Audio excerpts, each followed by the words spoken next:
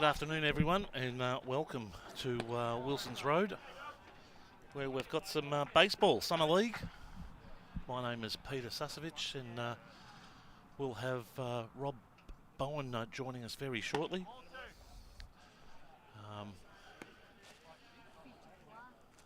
Bit of a warm day down on the Mornington Peninsula. Now, there's been some changes here in the Summer League with some matches here down at Wilson's Road. We'll call it the reserves match at 1 o'clock has been forfeited by Footscray, and they've got their first coming down early, or scheduled for a 3 o'clock start,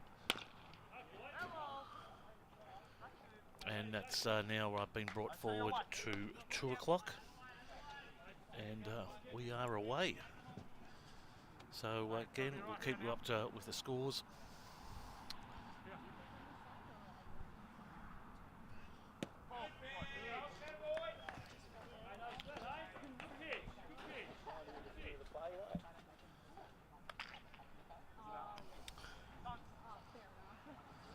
Some camera angles happening as well. Hello, Avalanche. Did you bring friends with you? Of course, the Footscray Bulldogs, they're currently in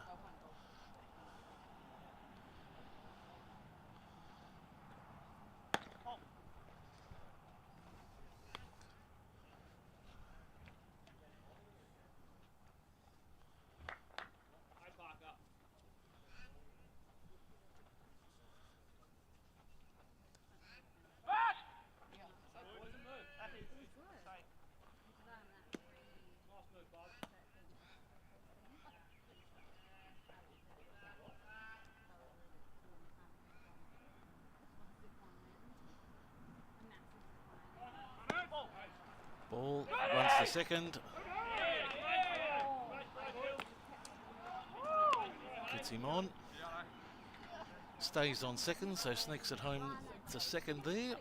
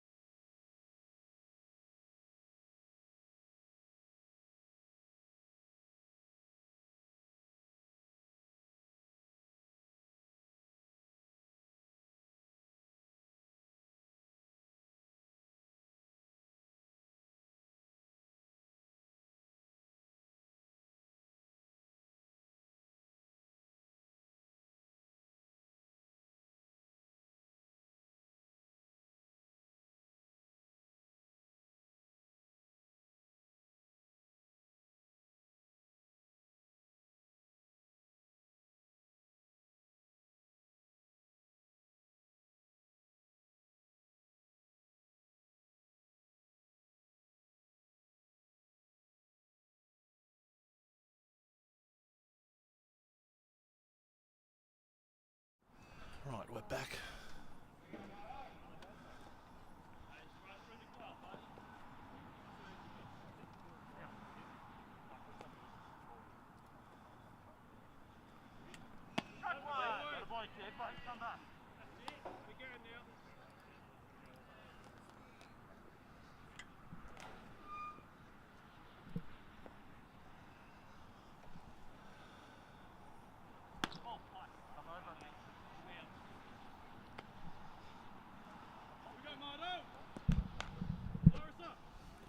Footscray already with a run on the board.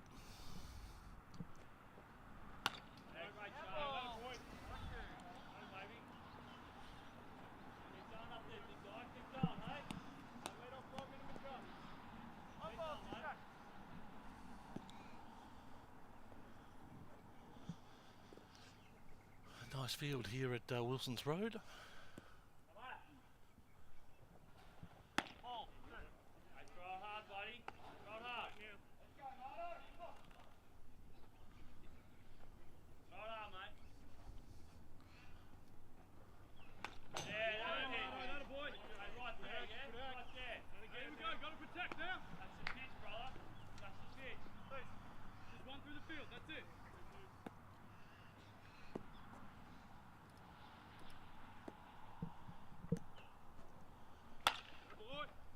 It's a nice shot.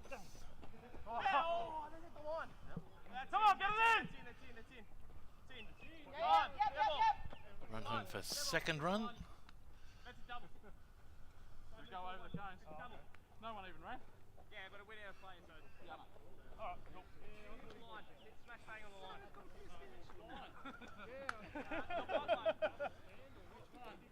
Hey, Redness. Hey, Scoot. Hey, you got hose. Got some ground effects mics there that are picking up a lot there.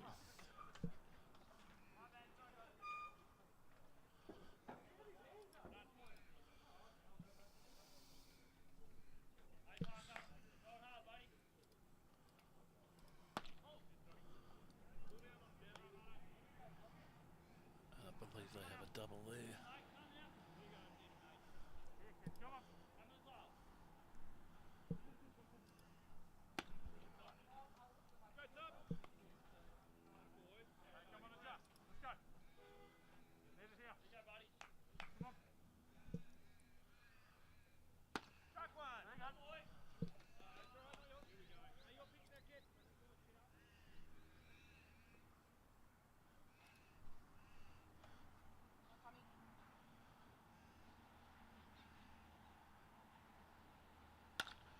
Good hit.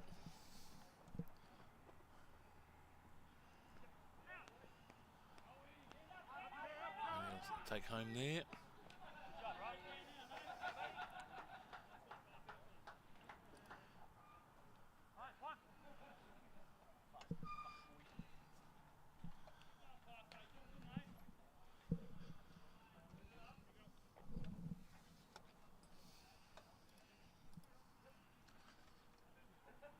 We'll get some names and details coming through shortly.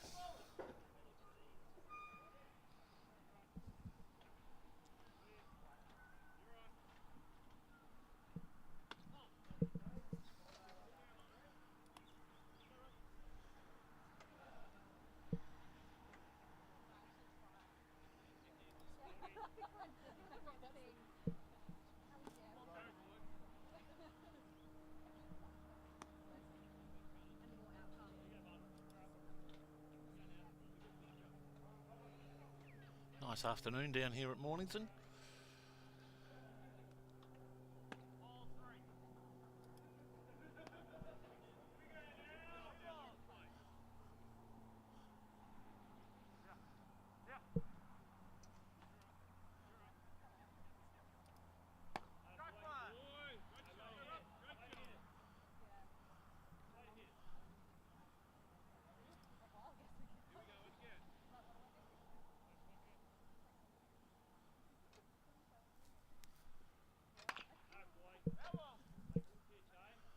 Yeah, that's a foul ball.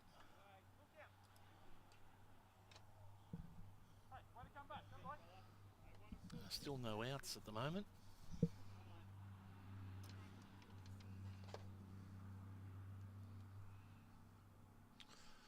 Still game at the top of the first. Strike three, that's our first out.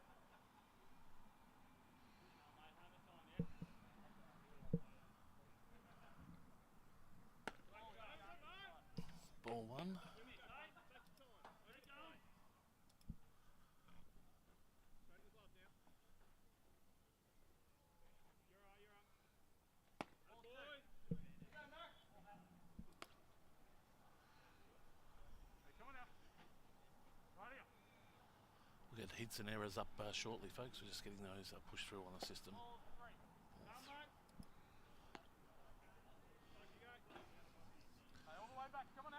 Again, welcome to a couple of networks out there, RPPV, Mornington Peninsula News Group.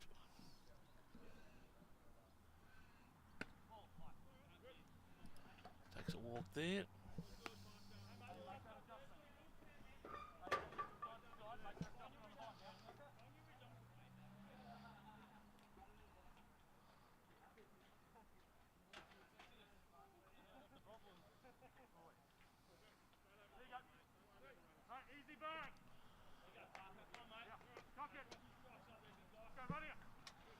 That'll take the count back to 0. Still only the 1 out.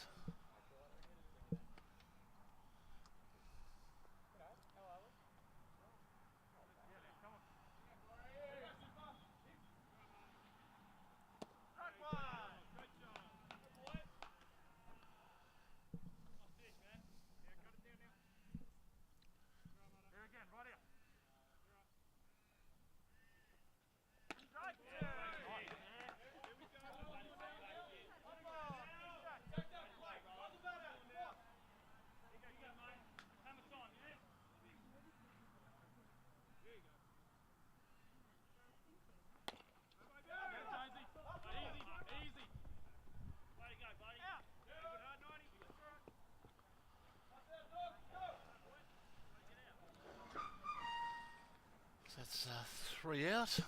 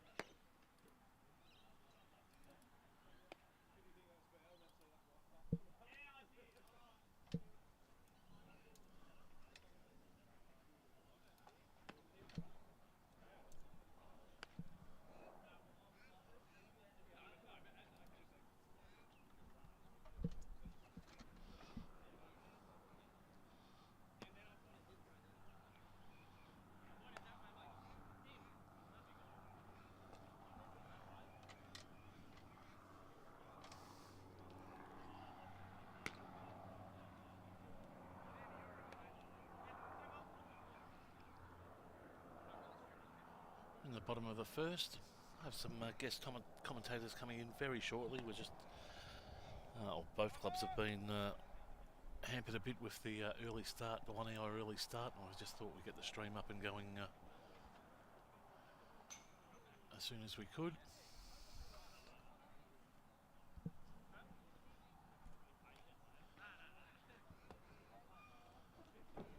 So Footscray already off to a flyer, especially in the first innings here. We'll just adjust some scoreboards.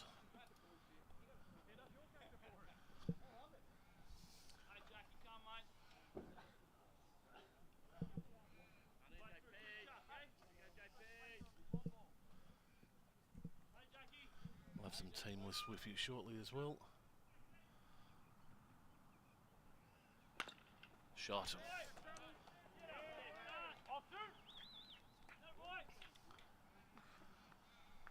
Nice ground hit.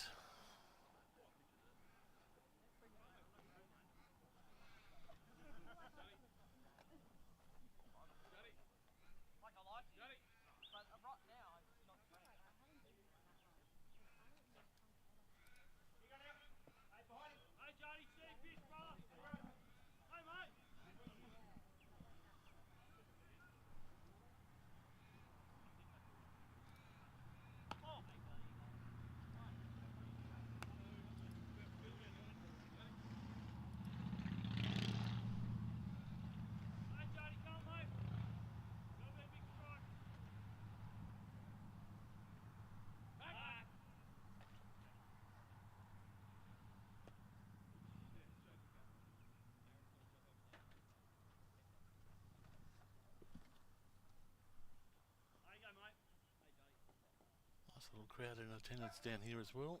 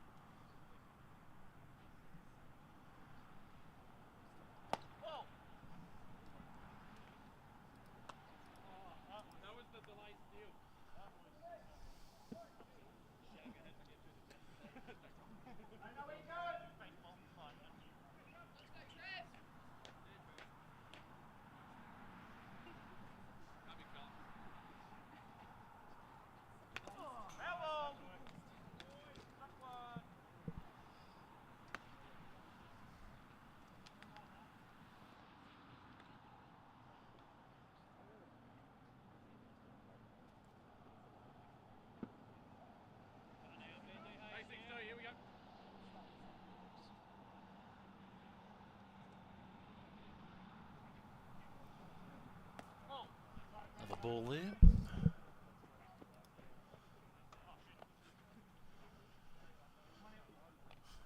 Currently, Mornington have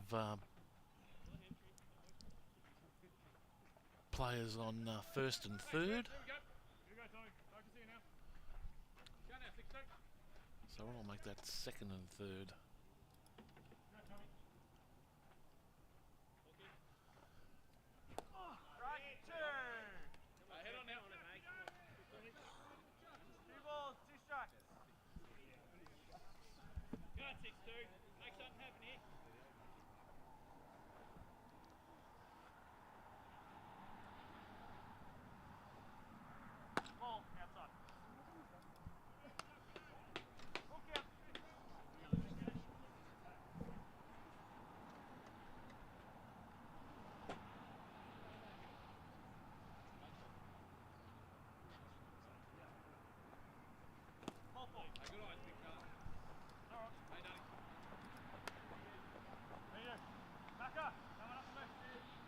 So from what I can see now, bases loaded.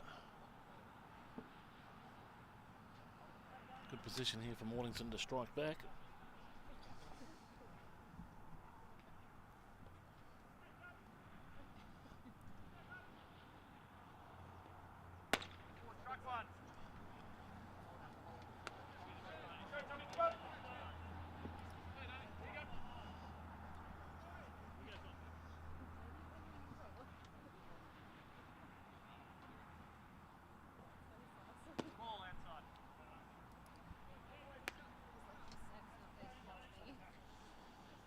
Nice spring day here in Mornington.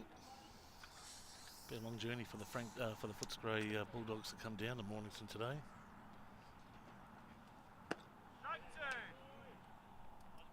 Having a good rip at that.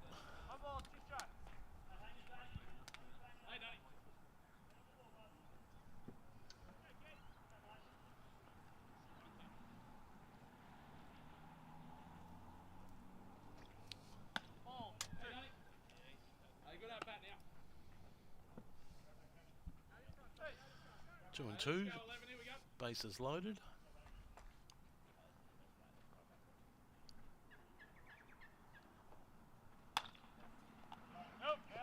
Straight up, count remains at 2 and 2.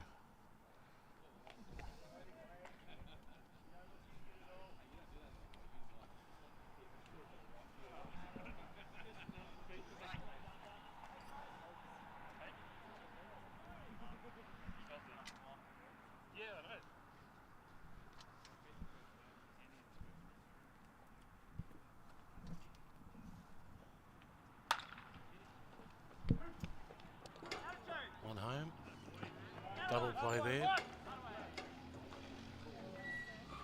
Boys and player not happy. Be interesting to see if that first run counted.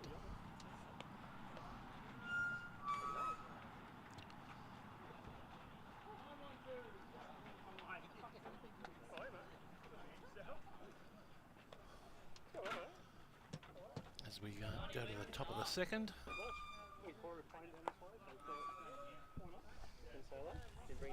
All fucking three of you should have your uniform.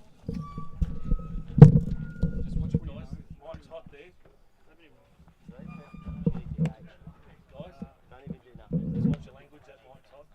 Oh, okay, yeah, sorry. This is why we're not allowed around children as well.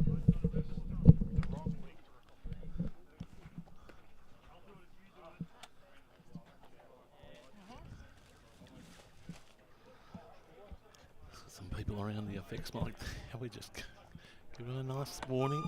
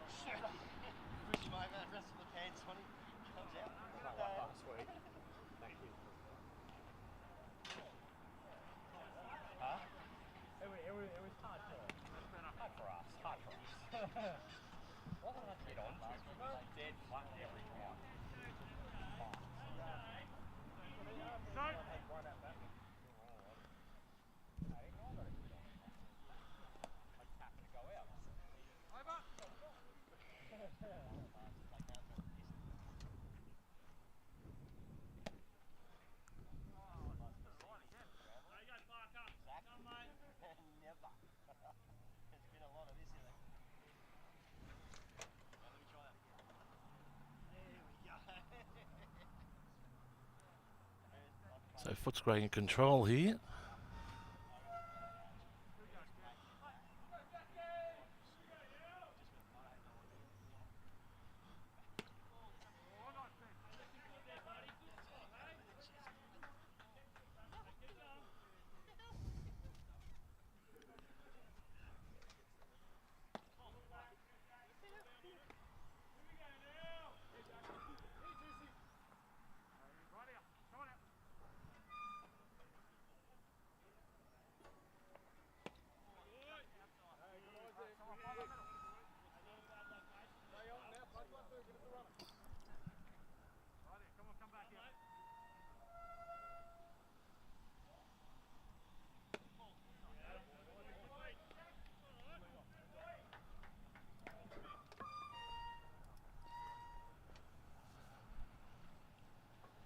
Similar to the first innings, we've got a couple of walks there for Footscray.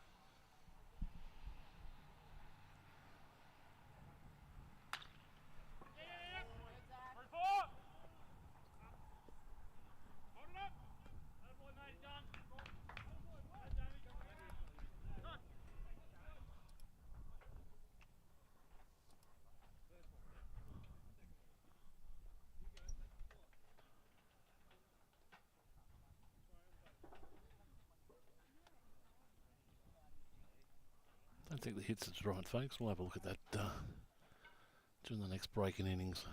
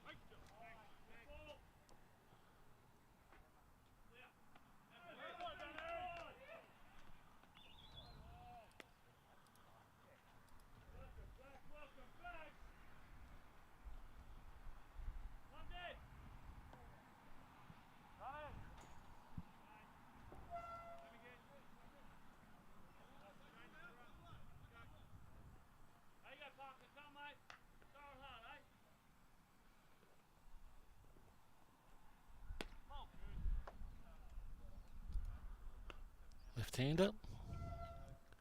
Good view there of his batting stance there.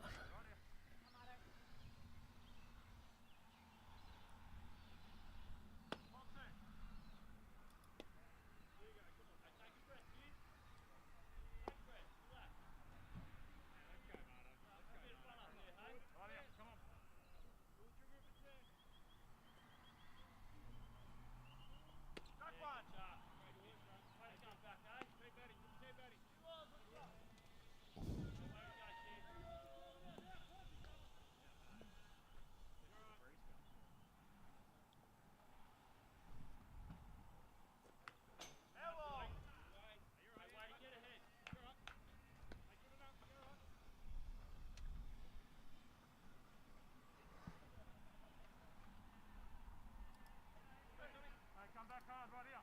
Go, Marno. Come on, Marno. There you go, mate. Best pitch.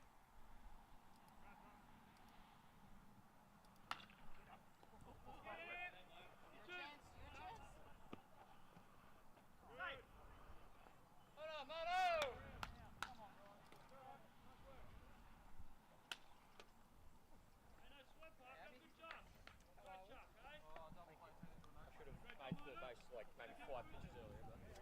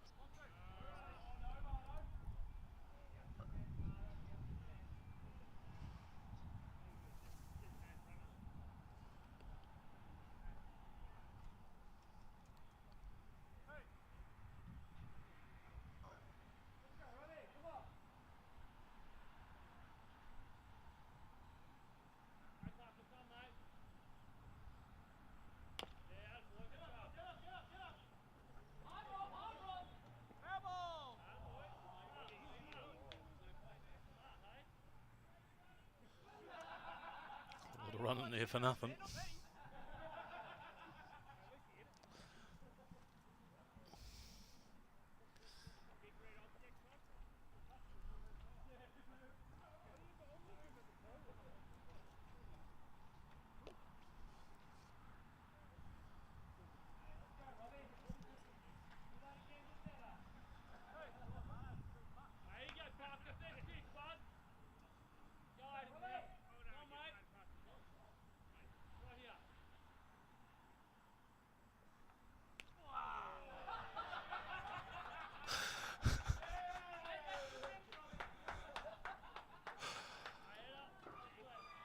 We're having fun. That's all that counts, folks.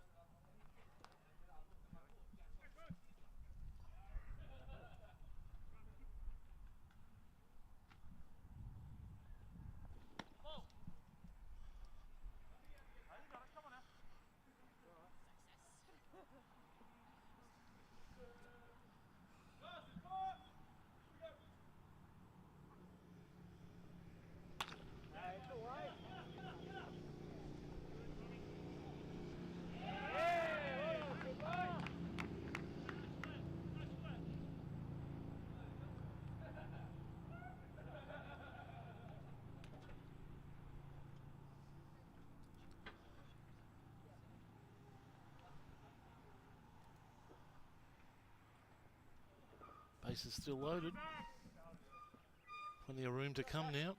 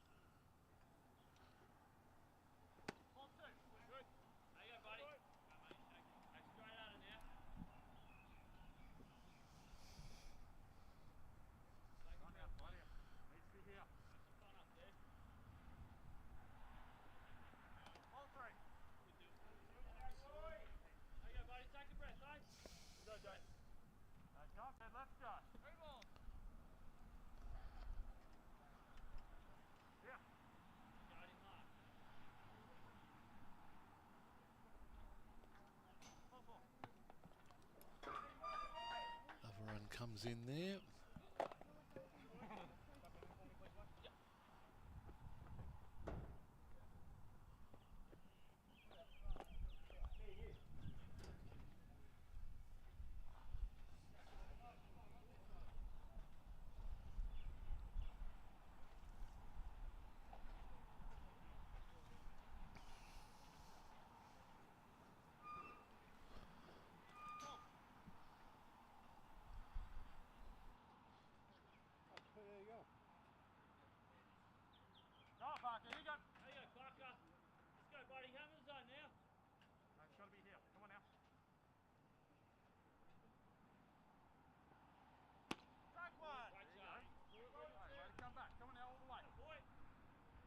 coming in. You got one there, Connor, come on. Drive some in for it.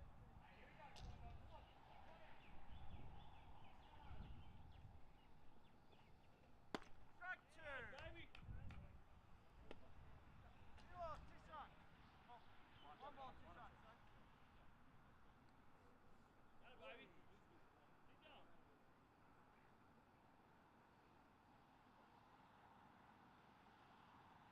Yeah, baby. That's baby. There you go, hey. That's right. Here we go.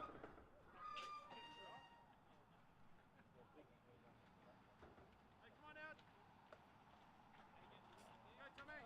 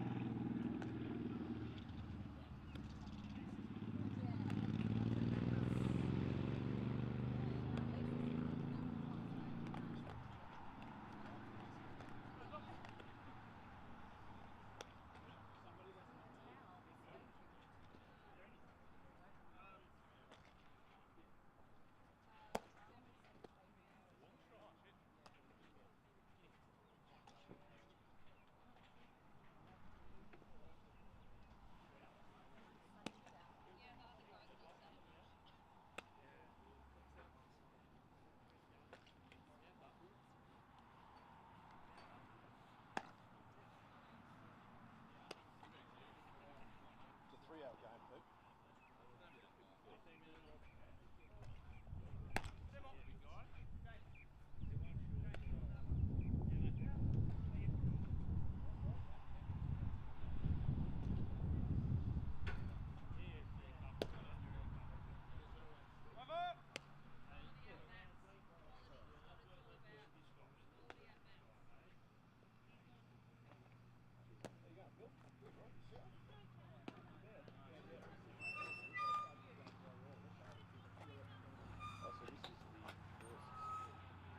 Go from one extreme to another, eh?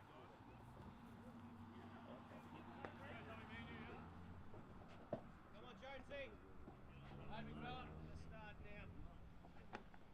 Hey, Jonesy, come, mate.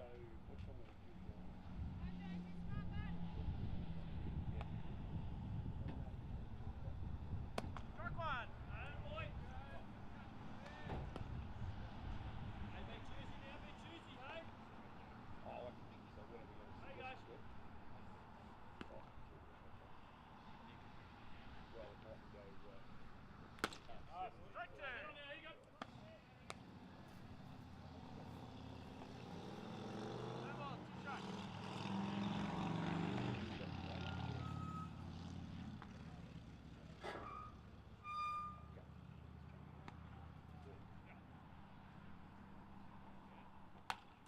Elbow. Hey, stay on it now, man. So you got a clear view of that. There's a. Whoops.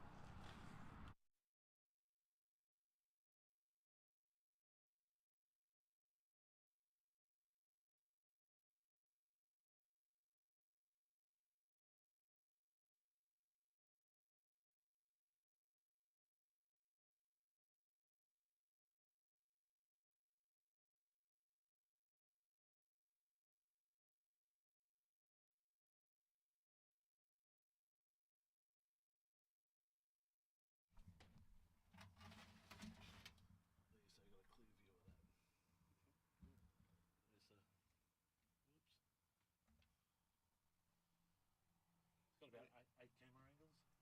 The only thing with doing that is with the screen that's sitting here, we're actually not going to be able to see where the ball goes.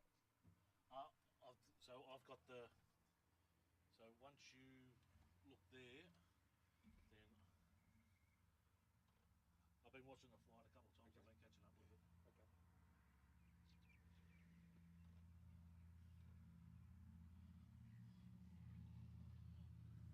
I did. If it was a 3 o'clock match, I would have set up above the scorebox, but I didn't have time. Yeah, that's all right. Yeah. So it's nice to be told that I'm starting at 2 o'clock. I was just the off chance. I thought I'll skip lunch at home and come down and see what the. Oh no, we're starting at 2. That's where the cancel comes from. I love that excuse. Too wet to get the mail in. When would you like us to kick in,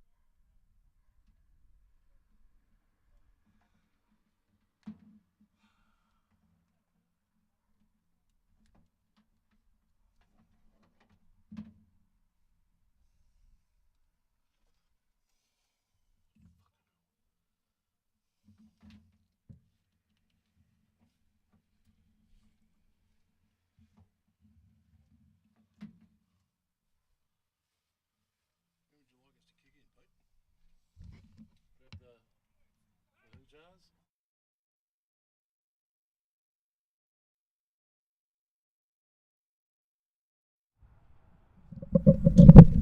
One spot. Pressure, Jonesy.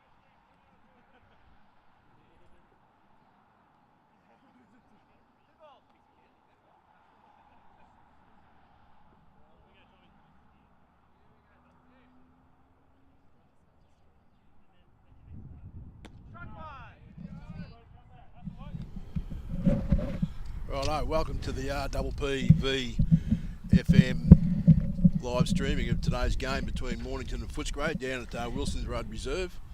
With me today is Phil Bertrand, the legend from the Doncaster Baseball Club, Monash University Baseball Club, and a long-time friend. And doing the production side of things is Pete Susevich. Sorry we're a bit late getting on the air. They started the game a little bit earlier than we expected. But at the moment, we're in the bottom of the second, and we have Mornington, who hasn't cracked the score yet, and Footscray have scored 8 already in the second innings. Good afternoon, Phil. Good afternoon, Rob, and good afternoon, listeners. And what a beautiful day for baseball. Oh, magnificent. Not a lot of breeze around, just relying on everything. And interesting, the scoreline that we've jumped in and picked up play at 8-0 in favour of the visitors. coming into this game, you would have certainly thought that Mornington would be the favourites based on the results to date, and particularly the fors and against. So Mornington came into this game in second position on the ladder with 69-4 and 45 against, compared to Footscray's 1-3 record, 36-54. So they've certainly the boys from the west have come out here to play and jumped out early.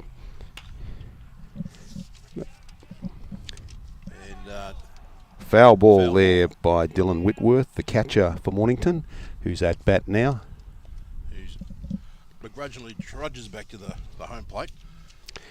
The innings started with a nice single to left field by Andrew Jones, the first baseman, and Ben Ford lasered one sadly straight at the left fielder for Footscray, Matthew Martin, and that recorded the first out. So we're sitting here at the moment with one out, the man on first base, and Dylan Whitworth, the hitter.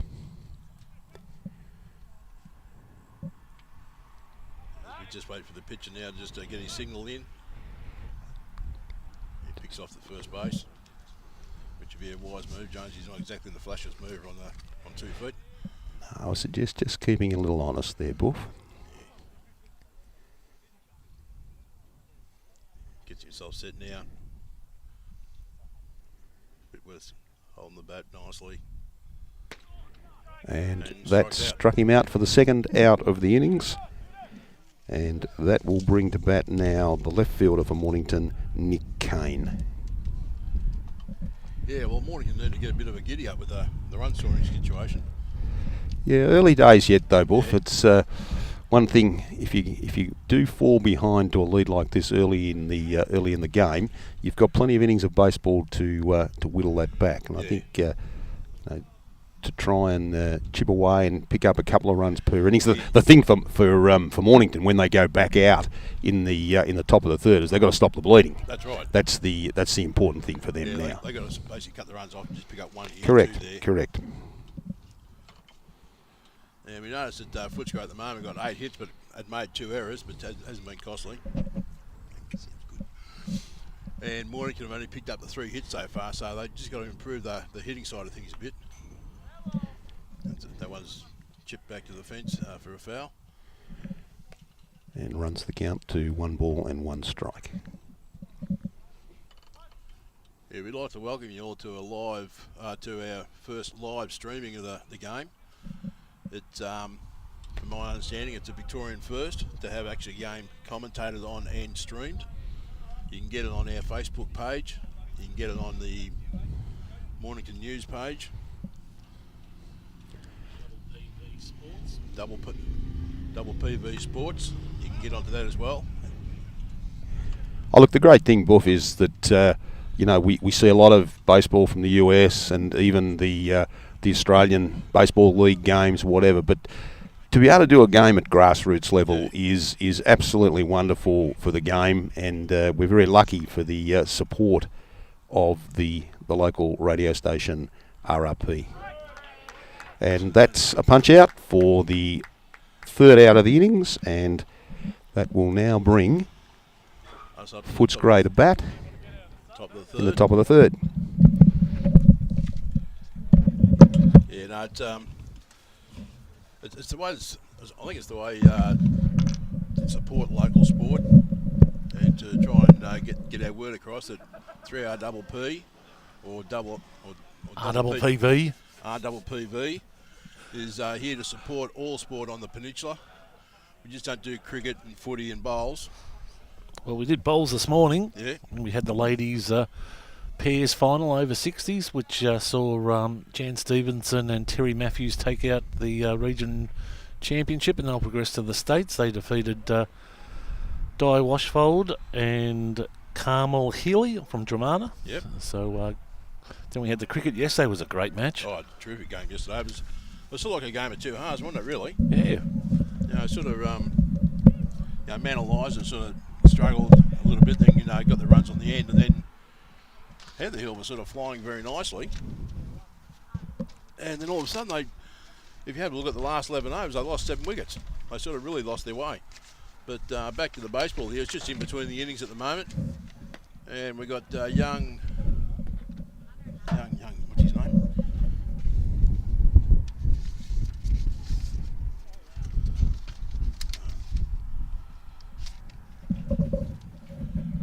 Young Shoot on the mound for Mornington. As Phil readjusts his headset. Just trying to get everything in order here, Buff. So, young Parker Shoot. He's an up-and-coming young pitcher. He's only about 15, I think. And it's good to see Mornington giving the young ones a go. Nice, lively action. Yeah. Got a little bit on the ball, and here comes the mother, Joe Shoot, coming over. Cam's coming to pitch, Cam Parry. Oh, sorry, I'll take it all back. Parker's no longer pitching. No, Parker's done 2 innings. And we got the rest of the changes. Yeah. We've got Andrew Jones at first base, so you can't miss that frame.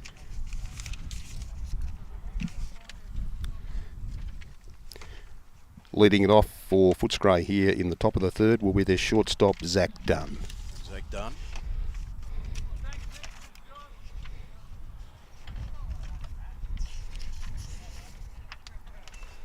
Well, we've got 2 people watching the show anyway.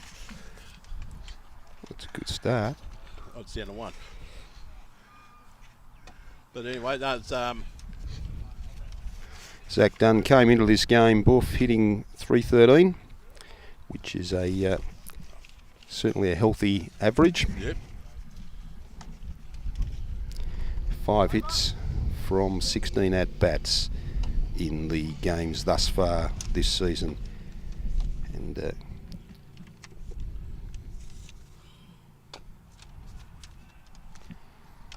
so it's now Cameron Parry coming into pitch. With changes, with Trevor Stumbles now going out to centre field. He's no longer on the DH. Parker Shoot's come right out of the game. Matt Dunn's gone around to left field. And Nick Kane has gone to right field.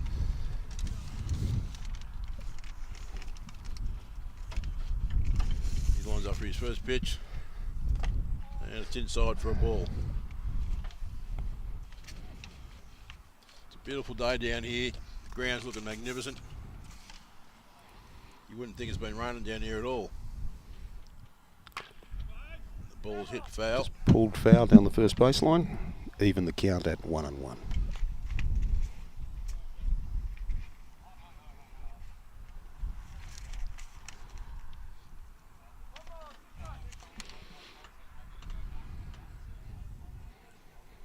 Parry now gets his single, he pitches. Ball outside.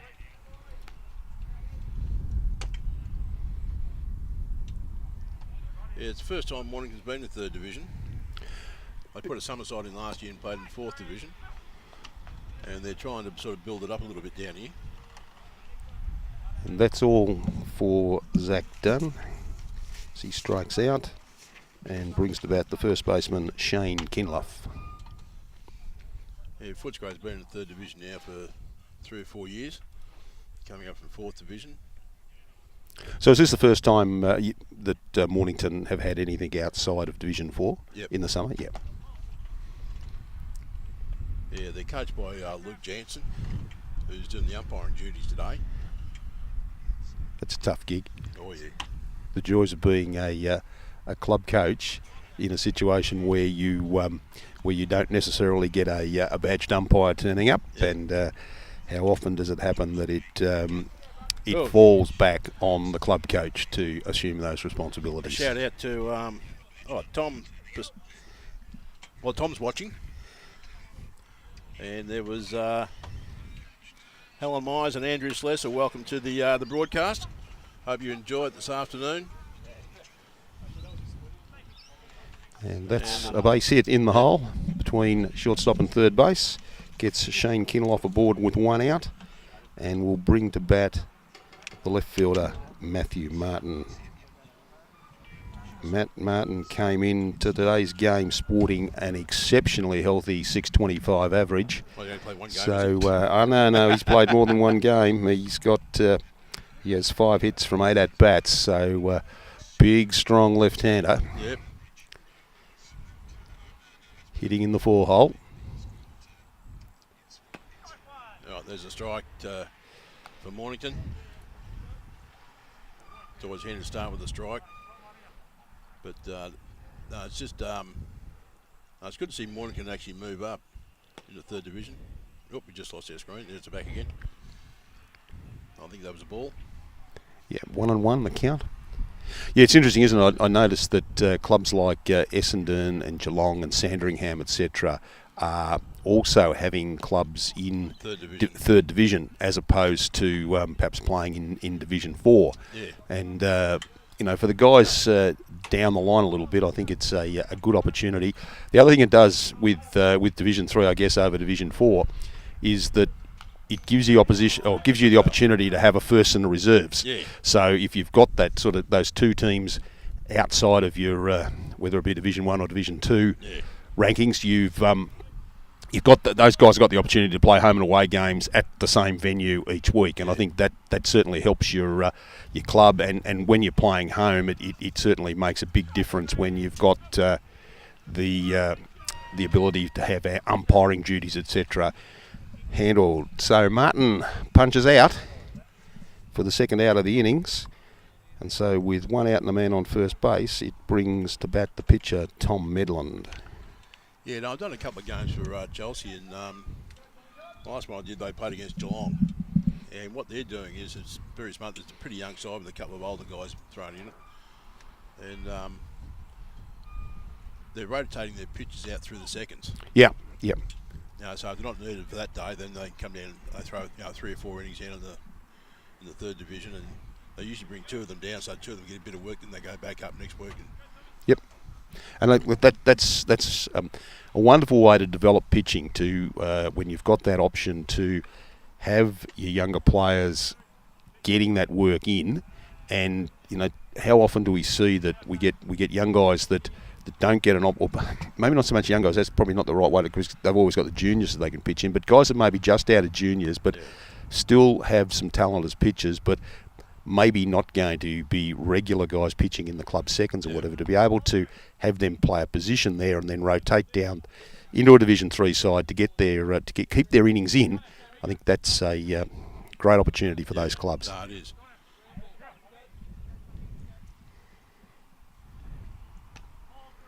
Right, so we've got 3 balls on the batter. And the runner will move up a base on that ball that gets away from the catcher. And so Footscray now have a runner in scoring position. 3 balls on the hitter. Which brings to bat. No, we've still got the same as Still Tom got the same Medlin, bat, yeah. the pitcher at bat. 3 ball, no strike count. Now 3-1.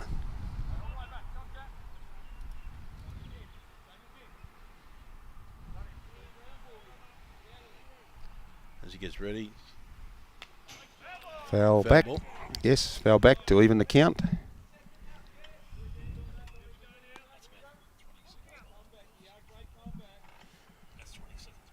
that's all right, we're watching it.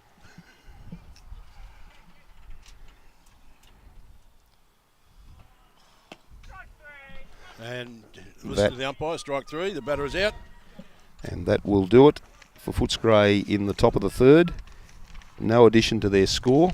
Well, that's what Mornington needed. They needed Correct. to have that shutout innings. No, exactly right. Now they can now start to concentrate on just stringing a couple of hits together and having some good quality at bats. Yep. So what have you been up to, Phil? I haven't seen you for a while. Mate, I've been, as always, working very hard, as I'm a industrious person. And sadly, unlike you, I'm not retired. I still have to get up and go to work every day. But no, I've been playing as much golf as I possibly can these days. Now that I have no direct involvement with any baseball at club level or state level, so I'm enjoying watching some MLB on TV and maybe getting to the odd club game and having a look at that. And speaking of which, the Astros have wrapped it up. They have wrapped it up. I didn't see the final. I saw it about the 6th innings when they were 3-1 in front. Yeah.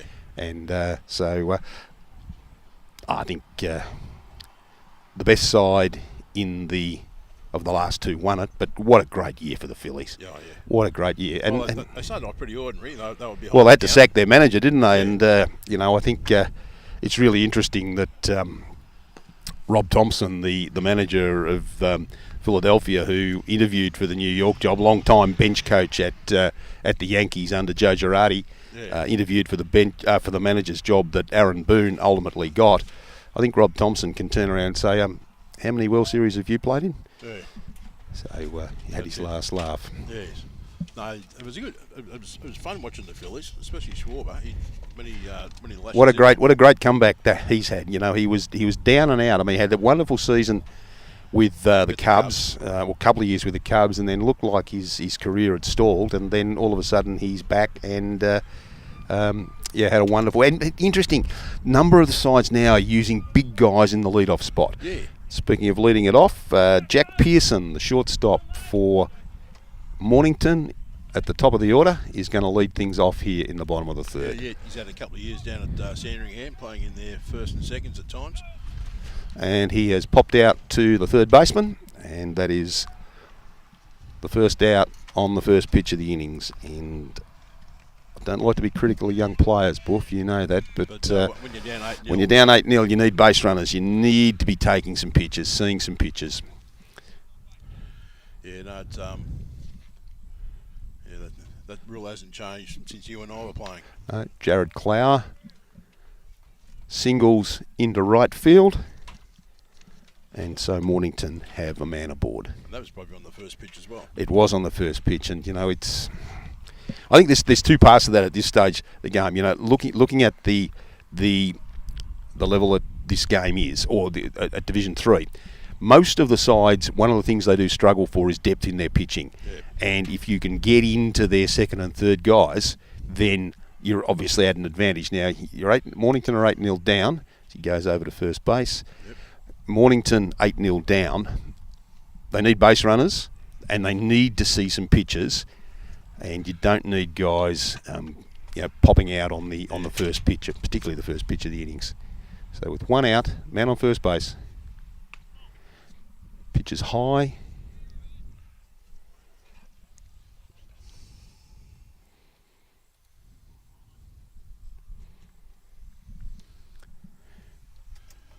Hitter now, Cameron Parry. We can now pop over here to have a look, which is the new pitch, or the pitcher that threw the last innings from. Yeah, he started at centre field and came onto the mound in the third innings. Should just wait for the pitch. And Ball inside, yep. And that runs the count to 2 balls and 1 strike. And this is a better at bat. Yeah.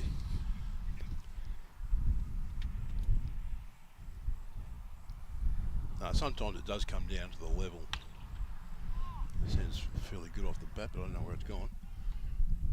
And that's a fly ball to centre field to retire Cameron Parry for the second out, and brings to bat now the centre fielder, Trevor Stumble. Started the game as the designated hitter, and when the pitching change was made by Mornington in the last innings, came in and played defence. In the past, he's been a very good hitter, good servant from Mornington. Son of Richard Stumbles. He's been around baseball for longer than Moses was leading the first 18 for the Jerusalem 18. So 1 strike on Trevor Stumbles. He waits for the ball. He's waving the background too much for my liking. But anyway. So evens the count up 1-1, 1 apiece.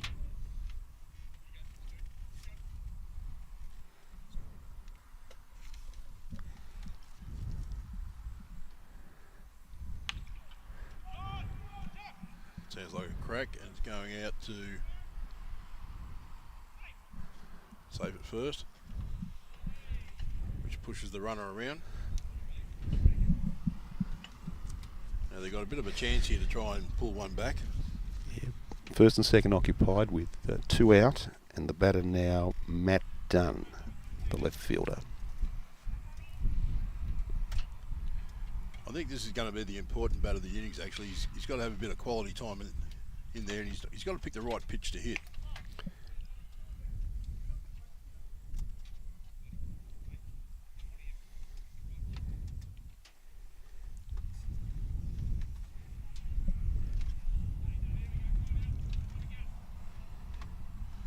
Winds up, throws. Ball two. Look, and this is critical right here. I mean, you don't necessarily need to be taking, particularly with two out, but what you've got to be looking for is not only a particular pitch, but it's got to be pitch and location. Yeah. Whatever your strength is, that's got to be the pitch. Now, 3 balls, no strikes. This is automatic take at this situation. Playing, 8-0 in a hole has to be an automatic take in this situation. Yeah, just put the bat on the shoulder and just leave it there for the next pitch. There we go. Oh, we're back in business. Well done, Pete. We're still always streaming. Okay. No, I'm just talking about our screen, but it's gone again.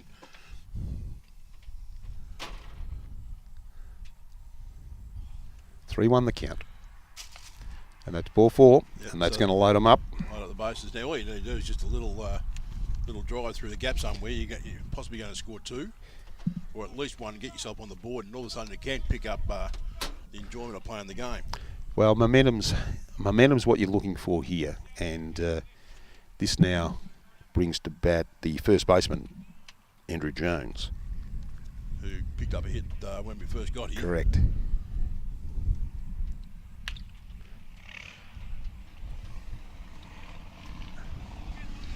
And that looks like it's gone straight back to the pitcher, and that is side away. Yeah. Well, first pitch hitting, straight after a walk. I remember in my coaching days, I wouldn't berate him on the spot, but I'll tell you what, it'd be a point spoken to about after the game, and you got to learn somewhere. And hitting the first pitch after a walk with bases loaded, two out. But the big thing about, and I agree with what you're saying. The big thing about that though is 8-0 down. Yeah. Yeah, if you're 4-5-0 in front, and that situation there, okay, the guys walked on. I know there was a strike in there. He didn't walk on 4 pitches, but in that situation, if you do walk, and you've got to be getting your pitch, your location. But at 8-0 down, it's got to be automatic take. Yeah. 4-0 in front, 5-0 in front, absolutely. Yeah, Leave your shoes. different Leave your story. shoes. Yeah, different but, story. But not 8-0 down. And so that's going to bring Footscray back to the plate in the top of the 4th. And leading it off for them this inning is going to be their second baseman, Robert Zadel. And apologies to Robert if I've got the pronunciation of his surname Oh, wrong mate, that's there. easy after the cricket yesterday. We had a Coody. I don't need to hear any racist comments here, Buff. Come on. But yesterday, who did we have, Pete? We had Coody Wathaku. Trying to wrap the tongue around that one. Bill Smith. It's a lot easier when I was actually reading it off the book. Well, I always used to marvel at the back in the day, and this is sort of probably dating me, when George Danikian used to do the soccer on SBS, and he could roll his tongue around the most complicated of European names. and Les Murray was the same. Les Murray was good, but George Danikian was he was the doyen of being able to make those wonderful pronunciations, Sounds simple. and it just flowed. So Rob Zadel coming to bat, and he will be facing Cameron Parry on the hill for Mornington. Well, they got a little bit of momentum at the moment, Mornington, by loading the bases up that time around. Another shutout innings. Got to sit him down right here. Yeah. Yep. Absolutely critical that they have a scoreless inning here. From Mornington's perspective, for Footscray, right now you're just looking to tack on. Yeah. You know, if you can tack a run an inning on in this situation, that the hill just gets bigger and bigger and bigger, and you start to run out of innings. But what makes it worse is because we had that 10-run rule in the 7th innings, Now, they're only a couple of runs away from doing that. Correct. And Mornington's got to get themselves. Mornington's got to be in a situation where they can extend the game. that's it, that they extend the game into the 8th and 9th. That's got to be their primary focus right now. They've got to be getting enough runs to be able to send the game into the 8th. And in Mornington, in Footscray's situation, they need to be just tacking on and getting closer and closer to that early finish for them. Because again, going back to what we were talking about before with the the pitching depth, and that's a line drive, and that is in for a base hit. Yeah, they can't afford to. Because they scored 2 runs this inning, so that just deflates the whole party over on the Mornington side. It just makes their life a little bit harder. Then all of a sudden you're not so much scratching for runs to try and get back and win the game. You're actually scratching for runs to prolong the game. Andrew McDonald at the plate now, the third baseman for Footscray. Takes up and in.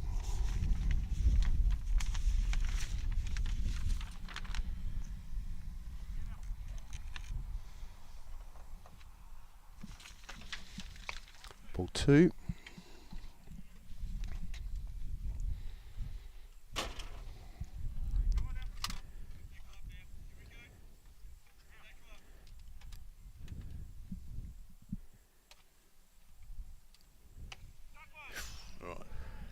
Borderline strike, but looking at the grimace, Phil, I thought that would have looked a little up, but anyway. It's got the nod.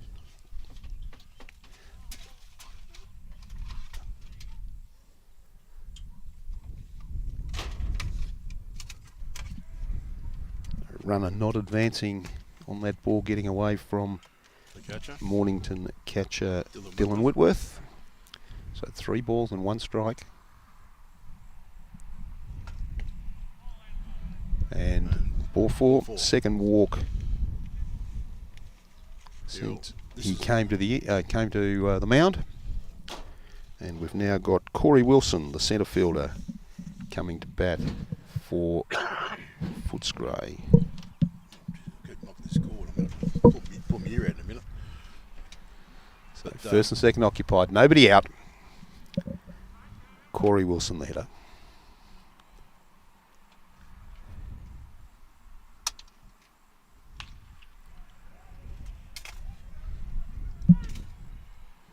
Sounds like it's done a bit of damage. Yep, and they have held the runner at third base. So bases loaded, none out. Bases loaded, none out, and this is danger time here for Mornington. Jack Noddleman, the right fielder, number 9 hitter, coming to the plate.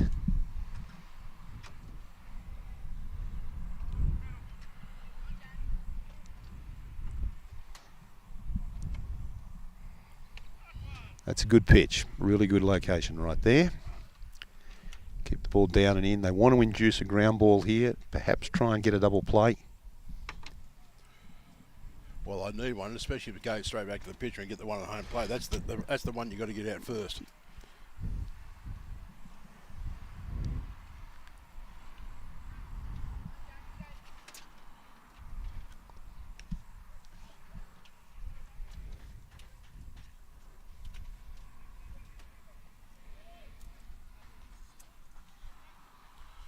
So an important bat here for Footscray, and more importantly, an important bat for Mornington too, because they got to get this out without giving up a run.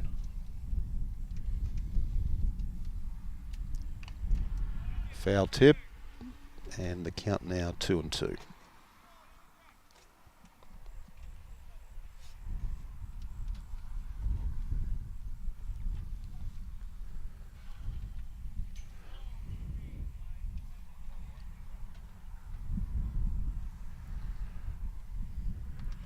Strikeout here would probably be handy for Mornington. Strikeout here would be very, very handy. Because it still keeps that double play Correct. situation Yeah. where you can get out of it. Yeah, I'm going to stop. I'm going to pull something out of the plug soon. Foul ball. And that has just shaken the umpire up a little bit. Straight into the umpire, was it? Into the umpire. Yeah. Yeah. Foul tip into the chest guard. Which is probably not a proper umpire chest guard, which has got the metal plating. Just wearing normal catcher's gear, which in theory is supposed to protect you, but it doesn't do an awful lot when you get a foul tip like that into it.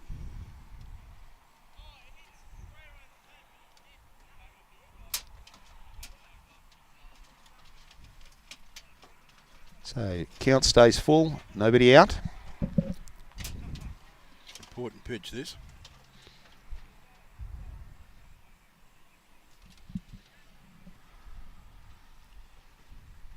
Oh, and he swung up high too. And that's a That's a gift. swung at ball 4, I suspect, right there, Jack Nodelman. That was a gift. With one out, that's going to turn the batting order over to Connor Ray Allen, the catcher.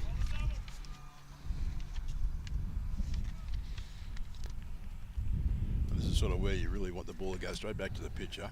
He's just going to fire it straight home.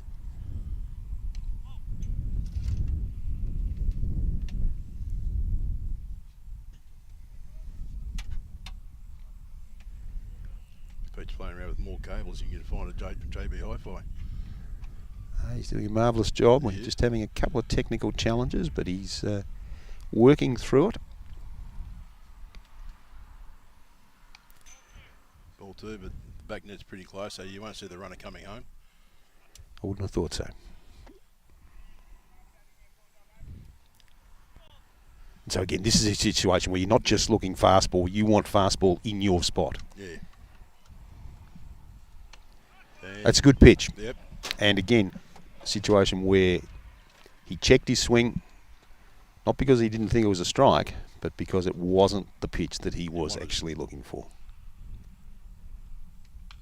That's a good swing. Yeah, now it's back Did to not miss that by much. 2-2, and again, Yeah. real important pitch for both sides here.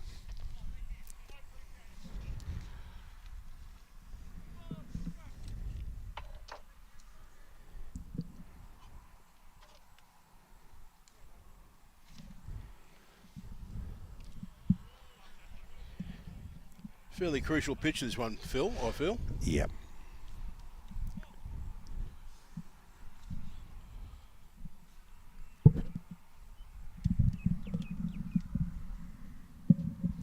Ideally, you want it low and outside. Ball 4, and that is a run.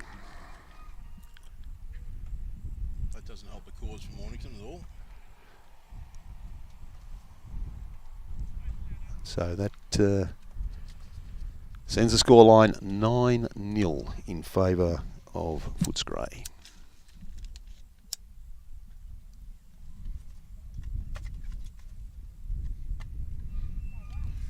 Yes, this would have been one of the games that Mornington would have penciled in and said, I should be. Shortstop Zach Dunn at bat. One strike.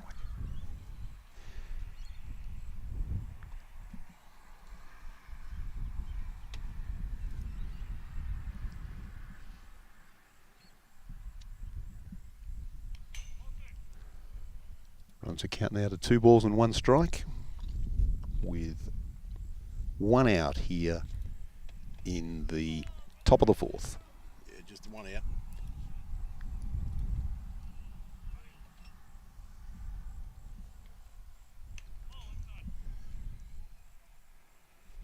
Becomes 3 balls and 1 strike.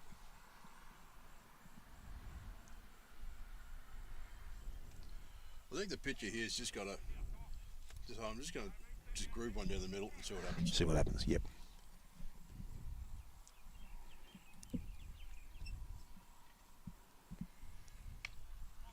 Ball 4, and that is unfortunately another run. And that brings up the 10. Now, that really does put the pressure on Mornington right now to sort of.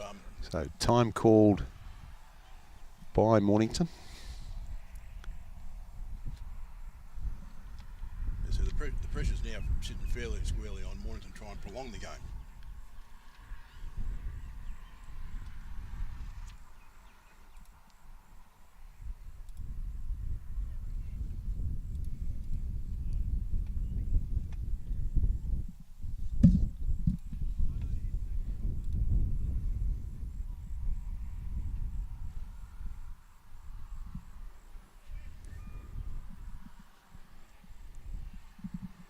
Right, we now have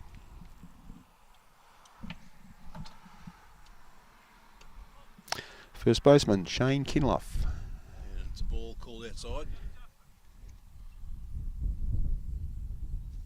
I think here the pitcher's got to take a couple of deep breaths and just reassess himself.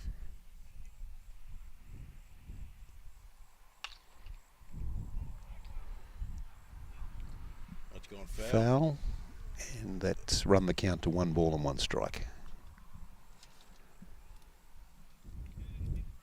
He's got to start throwing strikes. That's the key thing. You know, the damage in this innings has not come from the hits. It's come from the walks. So right now he's just got to start throwing strikes. And if the visitors are good enough to get the hits, well, hats off to them. But he's got to give his defence a chance to help him out. So here he is. He's waiting for the pitch to come in. Another ball through to the back net. It bounces back to the catcher. These short back nets, they're the catcher's best friend. Oh, aren't they? Just don't go to Bomb Beach where it's 60 foot. 60 foot, yeah. Backwards. Run doubles on balls that go to the net there. No, you do learn how to catch down at Bomb Beach very quickly. Yeah, so we're in trouble again now. It's 3 balls, 1 strike.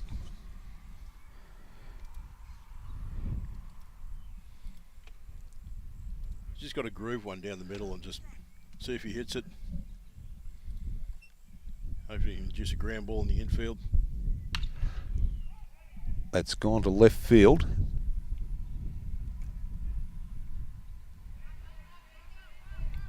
The runner's taken up and gone and scored. Fly ball to left field, sacrifice fly, and the runner from third base is scored to make it now 11-0.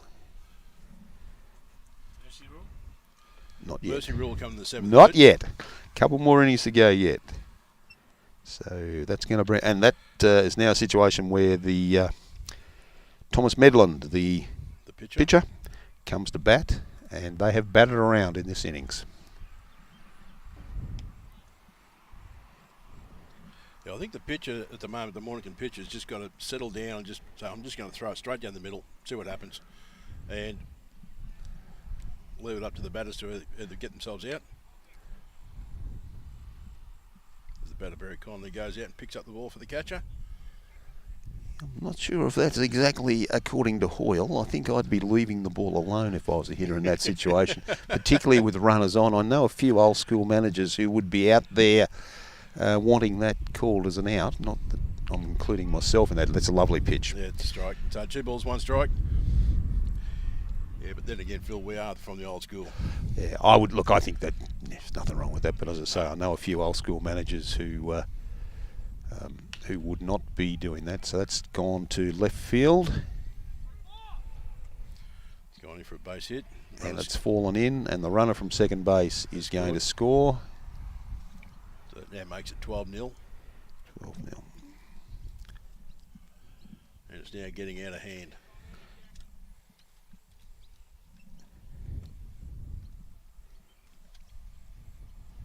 You're right, and back to your earlier comment, Buff. I think that that absolutely Mornington would have had this penciled in as a game that they expected to win.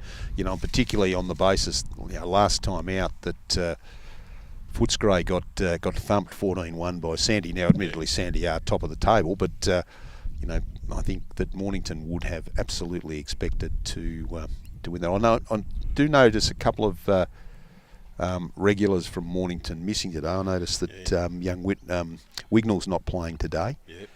Paul Wignall, that's a big loss because he's a great defensive player and a quality hitter. Yeah, he lives just across the road here somewhere. He walks to the ground. And you got Luke Jansen, the coach. Yeah, and this is the unfortunate thing where he's forced to umpire today. Rather than playing, and you really can't be in a situation where your coach and one of your quality players has to do that. Fly ball to centre field, and the out's made. Actually, to left field was in the finish, but out made against Tom Medland. So after having sent 10 hitters to the plate in that innings, They picked up 4 runs for their Picked up trouble. 4 runs, so 12-0. that's now just made the mountain just all that little bit higher Now I know in the DBA, for Mornington. in the DBA they played the 15-run rule after 5, but I know that the Summer Baseball League don't play that rule. Well, I guess the thing in the winter, perhaps particularly in some of the lower grades, that maybe that 15-run rule is because you're going to run out of light anyway. Yeah, well, we had it in A grade as well, so. Okay. Because, But you're also, are you playing 2-hour games or 9-inning games? 2-hour games. 2-hour games. So at the end of the day, it's probably not going to make a lot of difference. If a team's 15 in front in a 2-hour game, you're going to be lucky to get more than 5 anyway. So, look, I think the mercy rules are a great thing for lower level and also junior baseball. You know, it's the last thing you want to be in a situation is having people demoralised because of opposition who are just racking up cricket scores every innings. And well, I saw one game in the 3rd division. Port Melbourne had 29 scored against them. Yeah, and that was only a 5 innings game. Yeah, and Port Melbourne didn't even trouble the scorer. And that, look, you feel for teams that are in that situation where you got guys who are trying to be competitive. The club's doing the right thing, etc. And they just obviously don't quite have the personnel to be able to be competitive with some of the other sides. Yeah, well, they're first and seconds and the thirds. So I think it's probably their fourths. I think. Okay. And maybe the fifths are playing in 3rd division.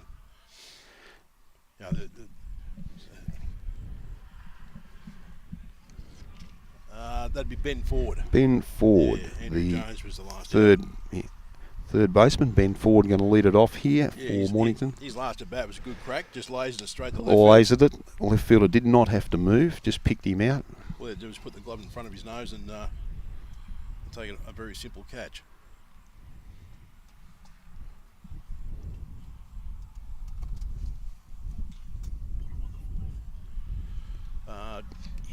Yep.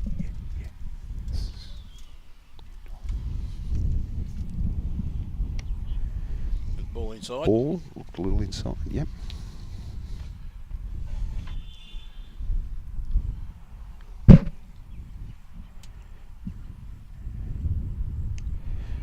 Nice swing, just foul tip.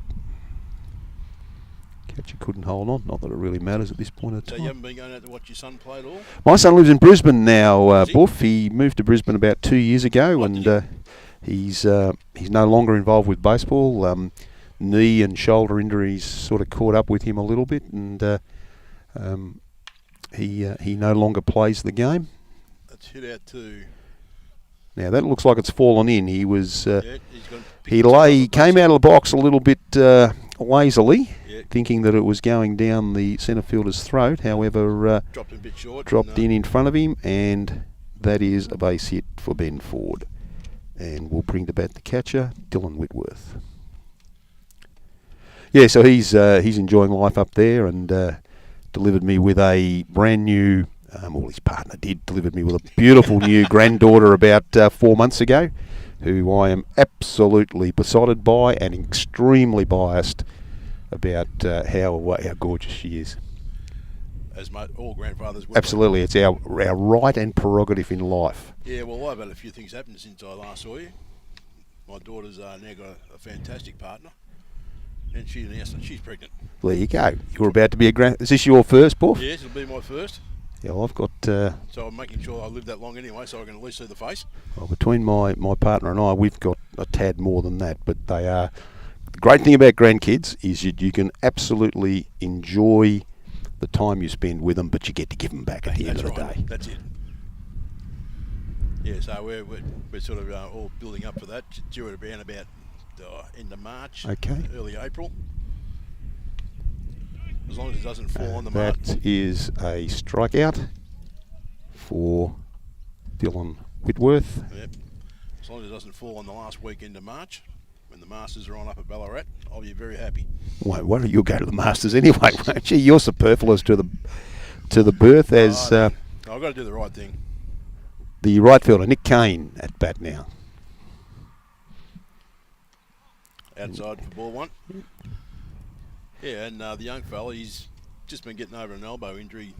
Right. And he hasn't pitched a ball yet at Melbourne, but he's started doing some bullpen work. So when did he go to Melbourne? Went to Melbourne 3 years ago.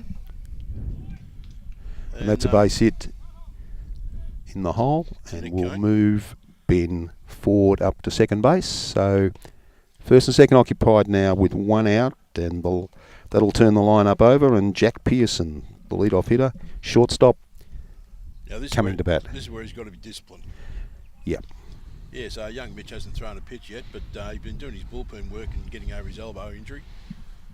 And since he's been at Melbourne, he's been, apart from the first season where he sort of just finding his feet in first division, he's been a staple diet there in the pitching rotation and in relief. Yeah, look, I think it's a great conundrum, and has been for a long time for young players with talent, whether they remain loyal to their sort of their home club, their junior club, whatever you want to call it, or do they look to move to a first division or even a strong second division club to get better coaching, or to get greater opportunity. And look, it's real tough, and there's no right or wrong answer to it. Every case is individual. I don't begrudge a young kid who's got talent to go challenge himself. No, I don't either. And having coached a lot of fine young players when I was coaching, state junior teams, you see it happen a lot where a kid is at a third division club or a one senior team club, and it's always going to be a struggle for them to develop to their full potential. At the end of the day, though, the hard thing is that if they then go, well, that impacts on that club's desire or want to actually become better and come up the grades, and that's the tough thing for both clubs and players. The kids want to jump, and sometimes it's best for them. I do think sometimes kids go from second division teams, and we've got a pinch runner, looks like, coming into the game here. Looks like Ben Ford has left the game at third, running at third base. Right, so we've still only got the one out. One out, bases loaded. There's a perfect opportunity to pick up a couple here.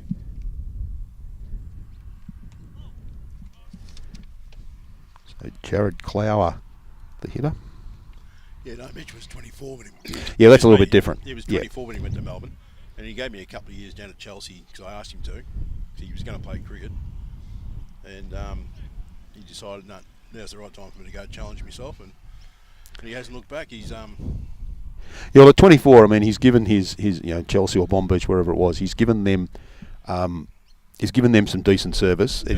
Where I always used to find it tough was when I saw kids that were sort of 17 or 18 going from a second division club to a first division club, and primarily just playing in their seconds. Yeah, what thirds? Yeah, and that always mystified me as to why that was. I mean, did they get that much better coaching? That's a walk, and Mornington are on the board. The comeback's on. But yeah, look, I find the same thing in cricket too. You find a lot of 15, 16-year-olds, they all run off to district cricket and find themselves playing in thirds and fourths when they could have been playing, probably first or seconds at their club they were at. Yep. And developing the game a bit more. So when they're about 17, 18, 19, then when they're more rounded, they can then go off to a higher level.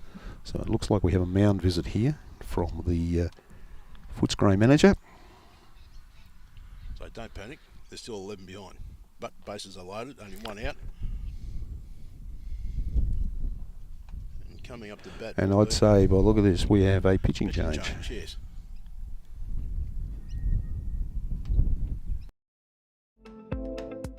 The Mornington Peninsula Bowls region asks you to check out why lawn bowls in the Mornington Peninsula is just for you. It's fun, it's social, and it's affordable. That's right, it's fun, it's social, and it's easy to learn. There are over 25 bowls clubs on the Mornington Peninsula which offer free lessons and the free use of bowls. Get on the green now. Lawn bowls on the Mornington Peninsula is more than just a game. Station sponsor. Everyone knows Australia has 4 big banks. But there's another big bank snapping at their heels. It's been around for over 160 years, has 1.9 million customers nationwide who bank in branch, online or with their mobile app, and is regularly voted one of Australia's most trusted brands. Who is this bank that has everyone's attention? Welcome to Bendigo Bank, the better big bank.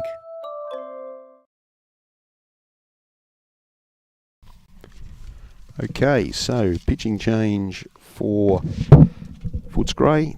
Tom Medland leaves the mound and goes to third base, and he's replaced on the hill by Andrew McDonald. And he will be facing the number 4 hitter for Mornington, centre fielder Trevor Stumbles. With the bases loaded, Mornington have got a run in.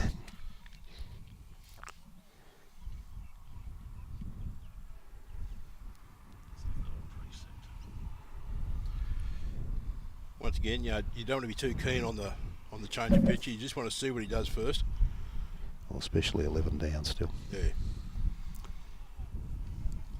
If you keep the bases loaded or try and get 1 or 2 in.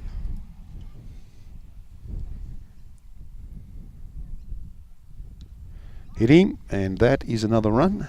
Yep. Fairly non-violent HPB, just quietly. Curveball. Probably. It was definitely off speed. Yeah, so that brings in the second run for Mornington now. And Matt Dunn, the left fielder, will come to bat.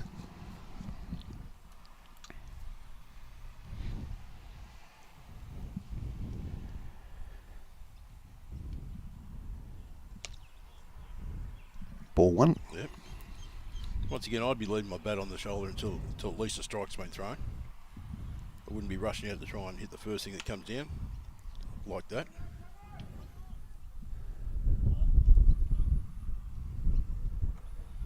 And he's got a hit, so it brings in the third run. All right, make a liar of me.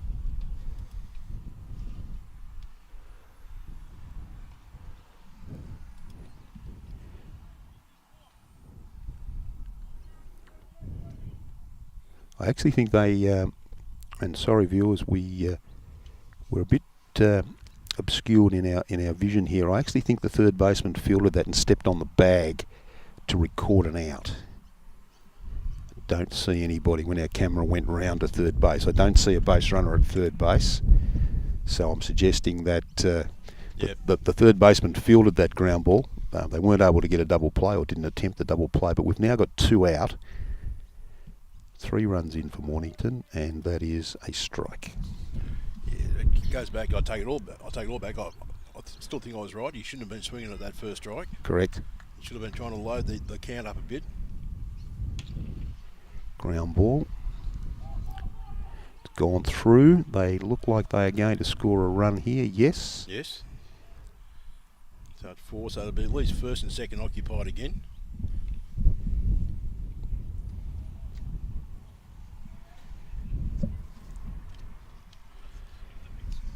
Now this will bring to bat. This should be Andrew Jones, but I believe they've run for him. No, they ran for Ben Ford. Ran for Ben Ford, sorry. So Andrew Jones, yes, the first baseman is at bat now. 2 out. First and second occupied. Yep.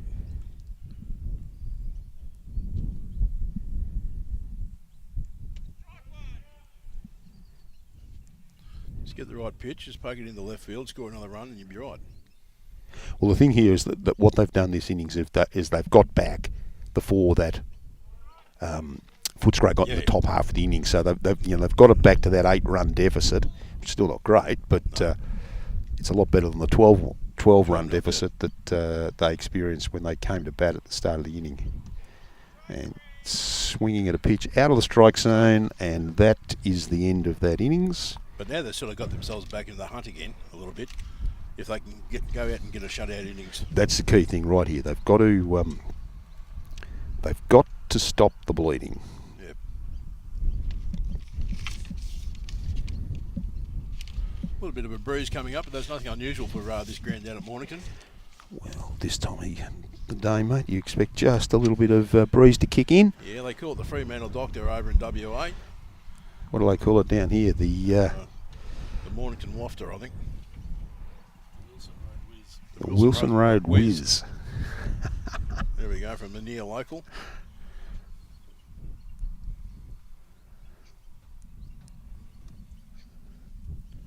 The Blairgowrie Blues. How does that sound, Buff?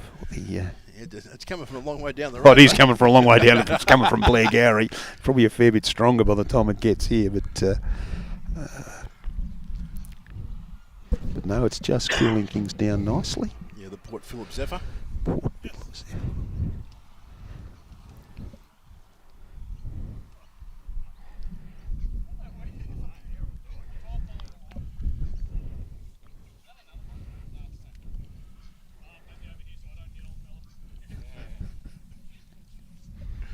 Some bullpen activity for Footscray right behind us.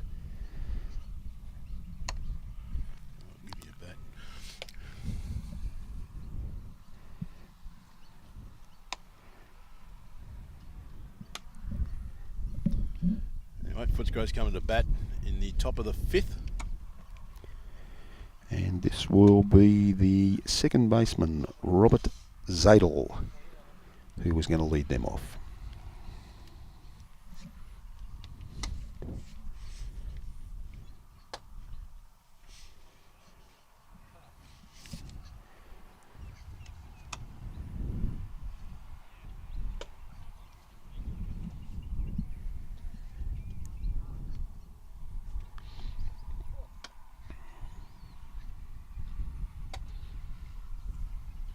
Yeah, 12-4 is definitely a lot better than 12-0. And It's 4 runs better, Bob.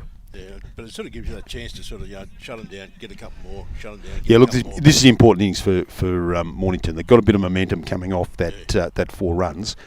If they can shut Footscray out in this half, come in, tack another 3 or 4 on, then all of a sudden things get a little bit tighter for Footscray. It's always, as you said before, it's always a case of depth in the pitching staff. Correct, in the lower correct, grades. yep.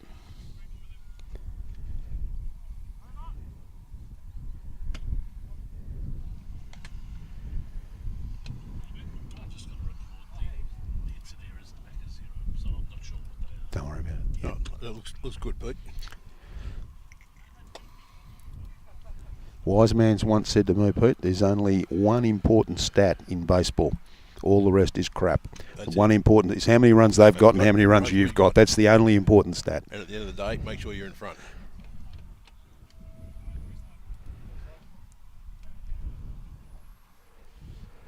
But it is a game for the stats aficionados, isn't it? I mean, we can delve into all sorts of weird and wonderful statistics I'll tell about you what, blokes. In America, they have a stat for everything. Oh, I'm sure they do. Like Dusty Baker's now joined all the World Series managers that won over 2,000 games. Has he not also won a World Series in 3 decades or something like that as a player and a manager? No, this is his first managerial win. He's got him in the World Series before. Yep. Well, he certainly won as a player when he was with the Dodgers. Yep. And yeah, but as a manager, this is his first one. Okay. And they had to get him out of retirement to do it. I'll tell you what, how many blokes at 72 say, come down and manage a major league side? Oh, well, I think I'm not quite 72, but I don't think they'd have a lot of trouble getting me to do it. Not that they'd want, but it's one of the great hypotheticals of all time. Yeah. But I mean, there was a time in Major League Baseball where strike one runs the to 3 balls and 1 count, where all the managers were old blokes. Yeah. You know, Chuck Tanner and Jack McKeon and guys like that. They were all blokes, and walked the lead off in. Yeah, well, Jack McKeon, he made a comeback at 79 or something like that, and even like Bobby Cox was an old man at the end of his tenure. Then the whole thing turned turtle, and they started going guys that basically as soon as they'd finished playing, became managers. Yeah. And there's probably a happy mix somewhere in there, particularly given a lot of some of those players, they weren't guys retiring in their 40s or whatever. They were fouled back into the net. That'll be 2 strikes. So, guys like Lupinella, when they first started managing, they'd had a couple of years out of the game as players. But, you look at that some of the more recent managers, and they struggled with it. Another foul. Actually, it was funny. I think it was a couple of years running there where managers actually came out of the ESPN commentary box. Buck Showalter came out. Joe Girardi came out of there. And, the thing was though that Buck Showalter had managed and coached for a long time, and that is strike 3. So it's 1 out with the man on first for Andrew McDonald, and that now brings to bat the centre fielder Corey Wilson. Yeah, so at one stage you go into the ESPN box for a couple of years, and then you can get a manager's job. Yeah, well, Boone's been a success, hasn't he? He should go back to the ESPN box. It's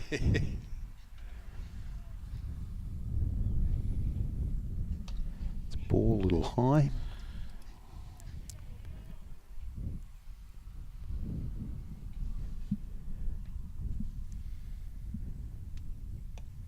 Ball 2, a bit light. But it all gets down to Buff that at the end of the day, who they can trade for, what their drafts is, or what their farm systems are, what they can bring up and develop, and I think too what the general manager's philosophy is around drafting free agents and what they need. I mean, as a Yankees fan, I'm gobsmacked each year that all they do is they just keep drafting these right-hand hitters who aren't that good, but they think are going to hit. Joey Gallo's the prime example. Yeah. That because of that short porch, and they get to the playoffs where they don't have the depth of strong pitching. When are they going to learn?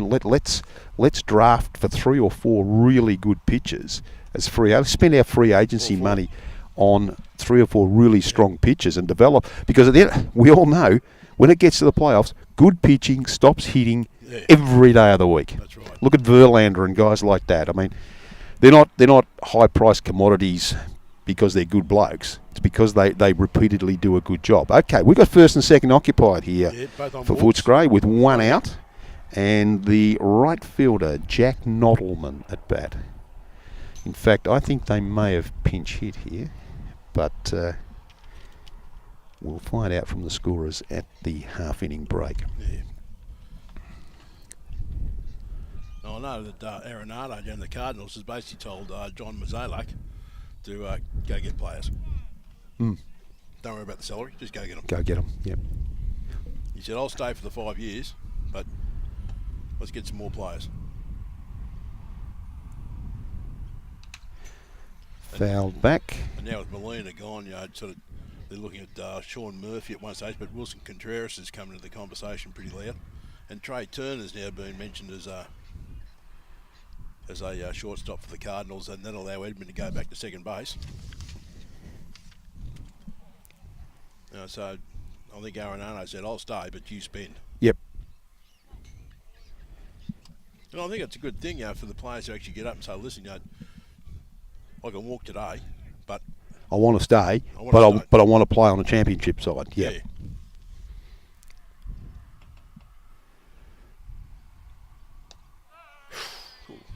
Wow. Yeah. That looked a little down and in, and that is strike 3. Yeah, I would have been going for, what was that, ball 4? Anyway, that's 2 out. And the catcher, Connor Ray Allen, comes to bat. So I think Goldie had a few words to say, but you don't hear much about what Goldie says because, he's just a quiet, unassuming bloke that just goes about his business every day, but he tends to have action speaks louder than words sort of thing. I'm pretty sure he might have dropped the odd line to the GM to say, listen, But a lot then too also is about the GM might want to spend money, and the players, such as Arenado, might be making those statements. But if the owner doesn't give him the money to spend, he can't spend it. Look at old Chuck Finley when he was managing the Oakland A's way back when. Yeah. No, I think I think the Bill DeWitt family have basically said, yeah, maybe we better get with the times a bit and up the salary a fair chunk. So 2 balls and 2 strikes. Couple of men on. Because they are making an absolute fortune out at Bush Stadium with what they got out there.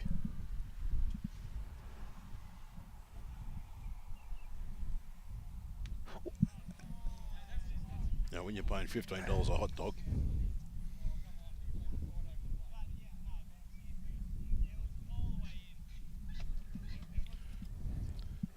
a little bit of controversy. Dylan Whitworth reckons he's leaning over the plate. The umpire says, nah, he's all right, go to first base. So we've now got bases loaded with 2 out. Very difficult from our vantage point to be able to say. So Zach Dunn, the shortstop now. Bases loaded, 2 out. Struck out in his last at-bat. He's got 1 strike on him. Yeah, he's got 2 strikes on him. They got to get this pitch down there. Just to shut him out. Keep the scoreline where it is.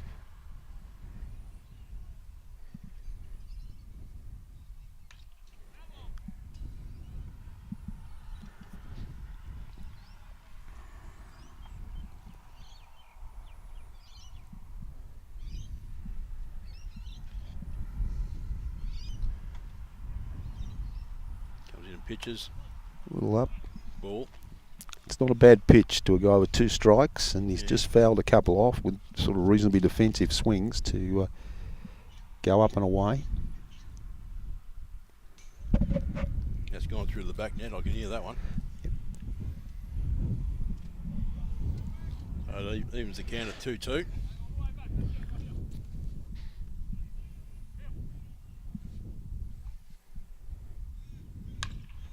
Solid, and that's if that falls in, and we are going to have a ground rule double, and that is 2 runs scored. across. With runners at second and third. Actually, do what amazes me, you get to a 2-2 count, and every commentator you hear, that evens the count at 2-2, knowing full well it's only 1 more strike away, but you've got to get 2 more balls to get a walk. Good point. Where's the evenness in that? And the other one that always amazes me too is the base. First base and third base are inside the line. Second base is where it should be, straddling the line. But you're not allowed to run inside the line. But you actually got to be inside the line to touch the base. If you know what I mean. At first base, you're talking about? Yeah. Yeah. Okay, we've got Shane Kinloff, the first baseman. Bat now with second and third occupied.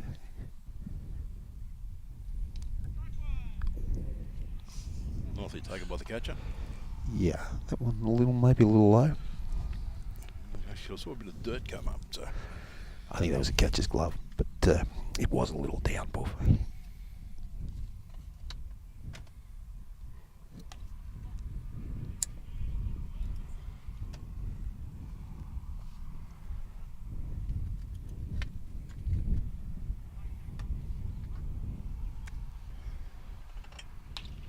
Again, solid contact to the left-hand side.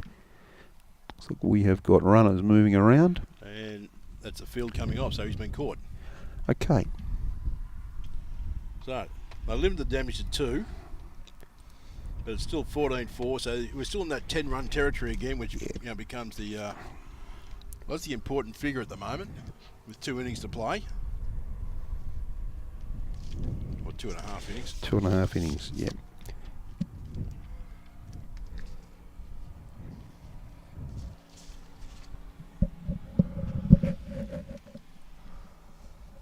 Well, I must admit, the Footscray boys have come out. They're good at bats. They've hit solidly. Yeah, look, there's nothing... And they've taken the walks when they've been served up too, so... Nothing wrong with the way they've approached the game. I think we might have some defensive changes from Mornington by the look of it. We'll just go to a short commercial break. Everyone knows Australia has 4 big banks. But there's another big bank snapping at their heels. It's been around for over 160 years, has 1.9 million customers nationwide who bank in branch, online or with their mobile app, and is regularly voted one of Australia's most trusted brands. Who is this bank that has everyone's attention? Welcome to Bendigo Bank, the better big bank.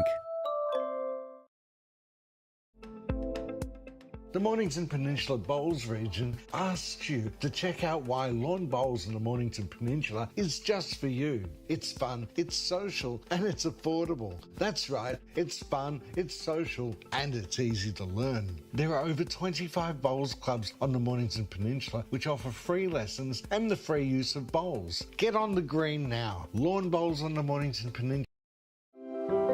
Everyone knows Australia has 4 big banks. But there's another big bank snapping at their heels.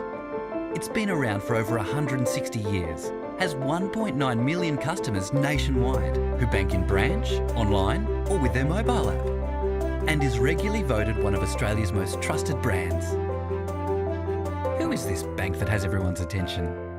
Welcome to Bendigo Bank, the better big bank.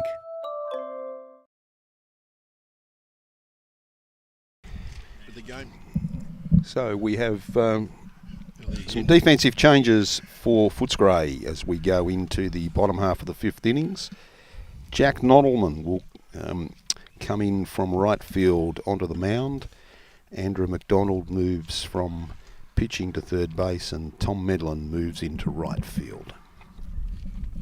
So third pitcher of the day for the Bulldogs. And Jack Noddleman, he will be facing, now this will be the first at bat. This is a guy who came in and replaced Ben Ford. Be Aaron Mykoff, I'd say. Aaron Mykoff. Only a young fella by the look of him. Yep. Just throw yourself in front of the plate, get hit and get on base. If he gets hit, he'll snap in half. No, you want to get a hit. That's what you want to do. So base runners needed for Mornington here in the bottom of the 5th.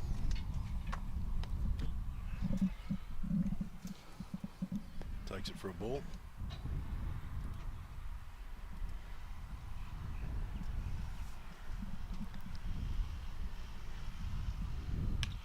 So reaches out, heading towards second base, and that ball is going to deliver him a base hit. Well done, young fella. And the catcher, Dylan Whitworth, will come to bat now.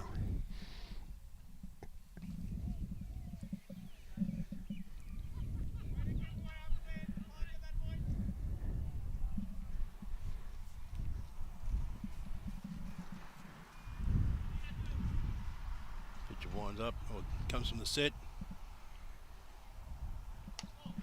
Ball high Up and inside. in for a ball.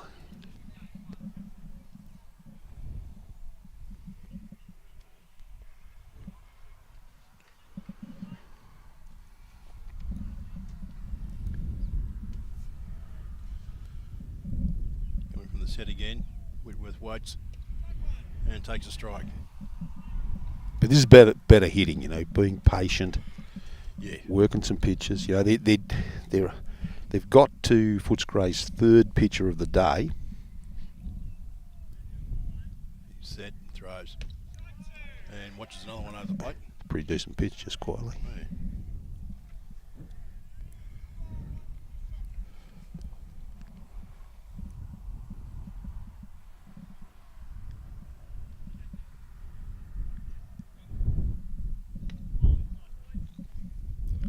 Evens the count at 2-2, which is not very even, but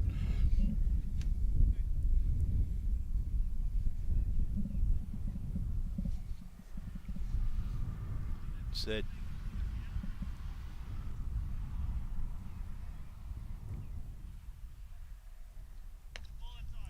Oh, now that evens the count at 3-2. No, 3's more than 2.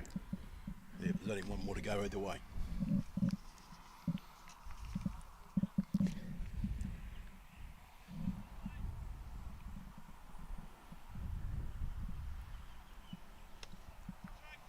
And he swings and misses, For the first out of the inning. which will bring to bat. This brings to bat Nick Kane, the right fielder. Got a hit last time too, I think. I believe so, yep. I think you're right, Puff.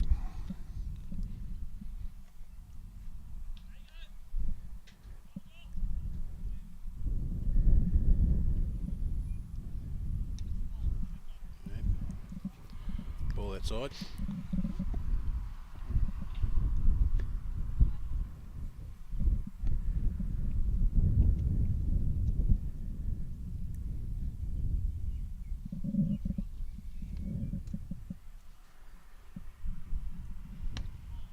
Ball 2.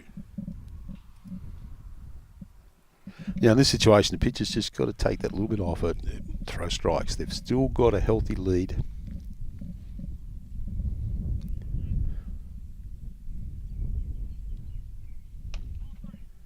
Three balls. Yeah, you're right. He's just got to. Yeah, at 14 to 4, he's got plenty of runs to play with. Just make them hit the ball.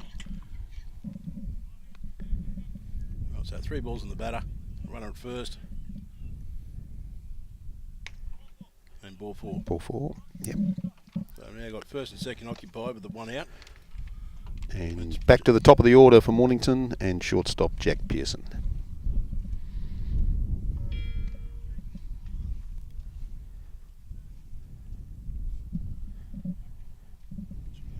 Just getting a message from the scorer. Parker shoot hit for Ben Ford, who was injured. So we take it back. It's not Mike Opp, it's Parker shoot. Aaron McGough is in for Nick Kane. Right, okay.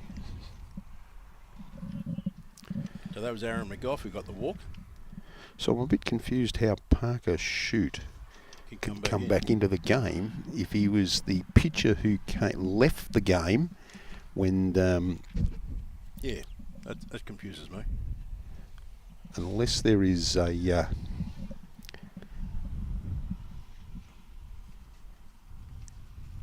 unless there's like a rule that allows that to, and there could be, it could well be, but strictly speaking, once if you've got a designated hitter hitting for you, once a pitching change is made, you leave the game, and the designated hitter goes into the field. That player who was the starting pitcher is done. So.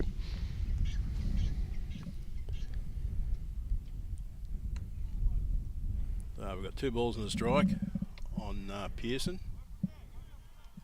Is it Pearson? Yeah, this is Jack Pearson. We're at the top of the order. Yeah. I didn't think he batted left-handed. Maybe you switch heads.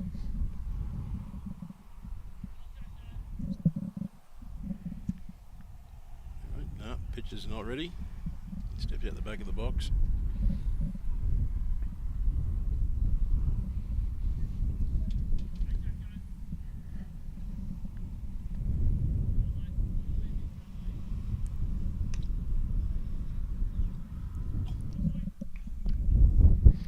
Sounds like ball 3. 3 balls, 1 strike. The umpire agrees with us, which is a good thing.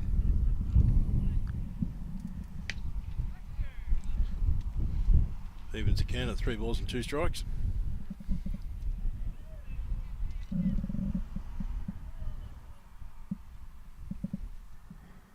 Pitcher from the set position delivers. Ball 4, and it's going to load the bases. For second baseman Jared Clower, and 1 out.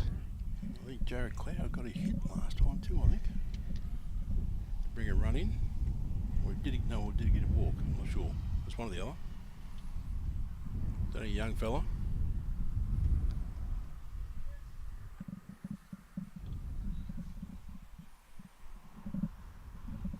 Delivers. Ball inside. Yeah, just missed inside.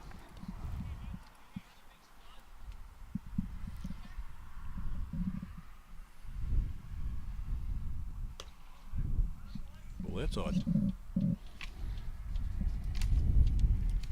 Now he's sort of going through the same problem the pitcher now is the Mornington pitcher's going through. He's just got to put one down the middle of Yeah. the plate Yeah. and see if they're good enough to hit the ball.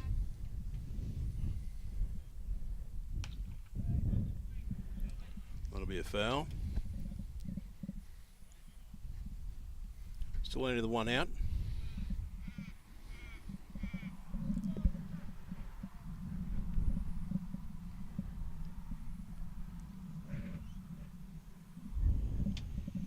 Pitcher said, gets the sign. Ball 3. So 3 balls, 1 strike. Sort of lost the zone a little bit, the pitcher. Sort of struggling. Bases loaded. And that walks in a run. Walks in a run, yep. And that's a pretty good at bat. You know, he got a 2-1 pitch. Yep. That he made a good swing on, fouled it back, and time called here. As the Footscray manager walks out, a say. And we are going to see a pitching change right here. Yep, so that's the end of the pitcher. So Jack Noddleman is going to leave the mound. Footscray people walking all over the place.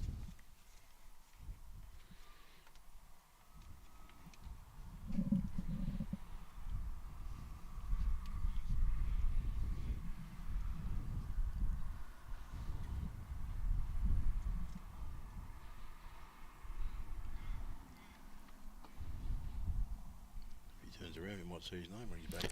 They've all got the same. I think it's their sponsor, Buff, not their names. Either that or they're all brothers. They are from the western suburbs.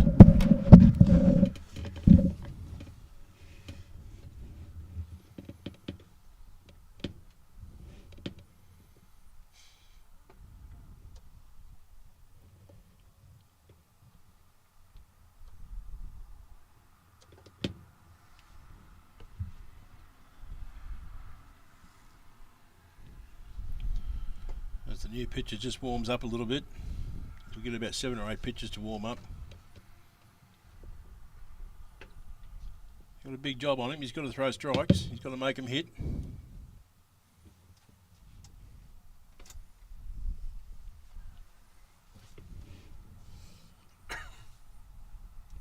Score's now 14-5. Footscray still in front. At the bottom of the 5th.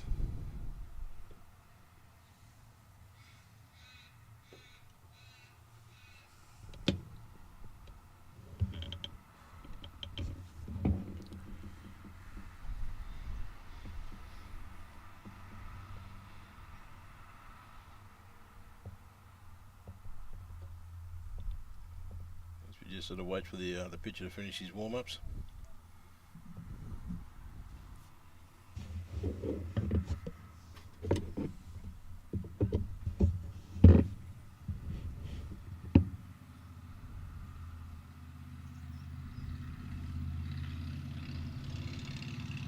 Ready, just having a quick discussion about what he throws. 1 the fastball, 2 the curve.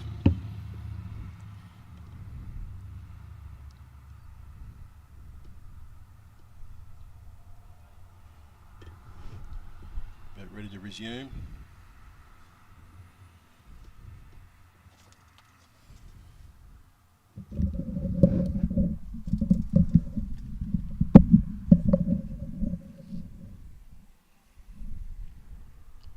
First pitch. There's a strike.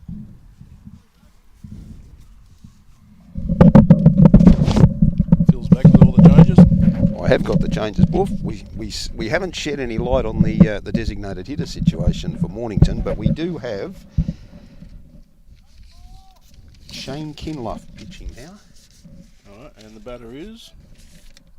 Don't confuse me, I'm new in Casablanca. We must be at Cameron Parry, I believe. Yes, okay. He's got 2 strikes on him.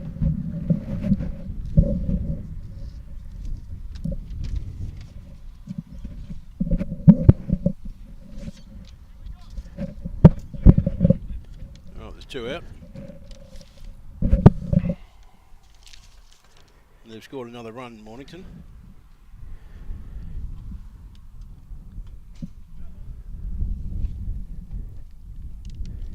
Foul for strike one.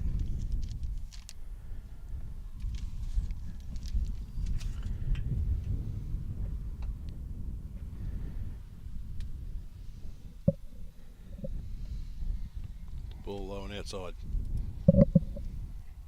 Evens again at 1-1. Ball in the strike.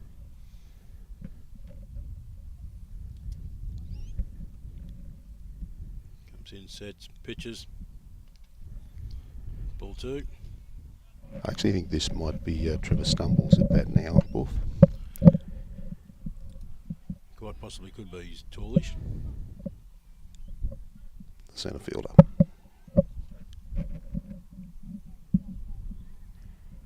Pitcher sets. Releases. That was a good cut. Yep. 2 balls, 2 He strikes. certainly did not get cheated on that one.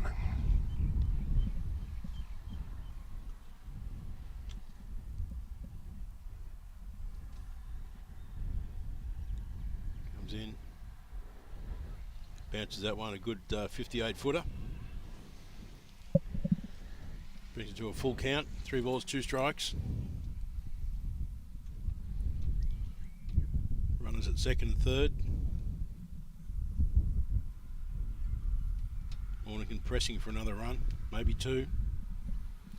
We'd like to think if he gets the ball in the outfield here on the ground that they will score 2, especially with 2 out. They're calling 4. 4, so it's we scored at least 1. Just the one. He's done his job. Passes on to the next person. So first and third occupied. Another run across. Mornington just chipping away. And this will be Matt Dunn, the left fielder at bat.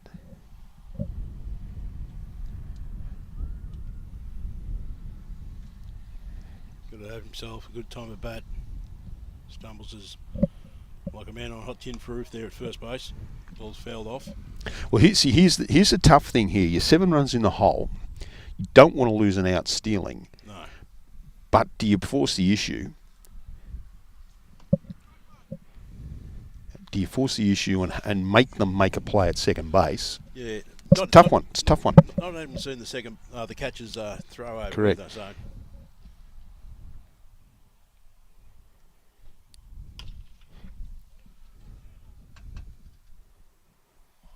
Out at first base, and that is the end of the inning. Leaves the score at 14-7. 14-7.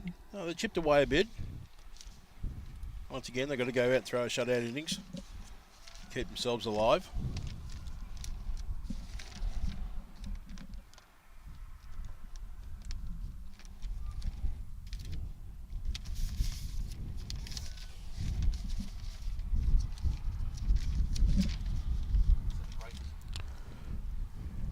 Just in between the innings break.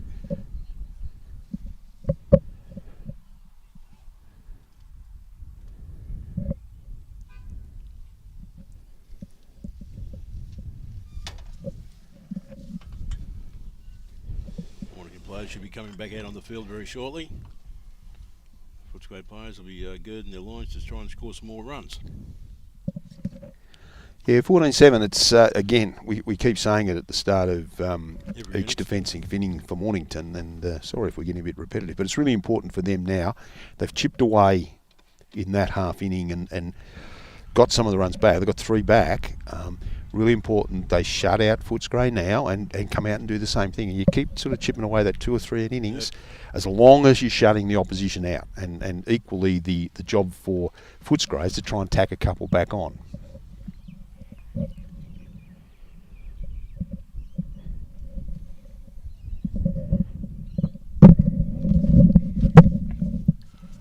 Yeah, they've got to come back defensively and be very tight.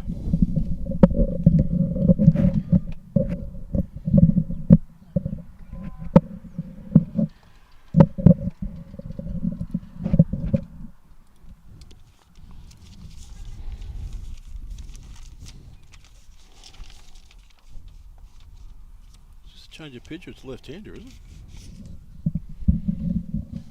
We'll go and find out who the new pitcher is.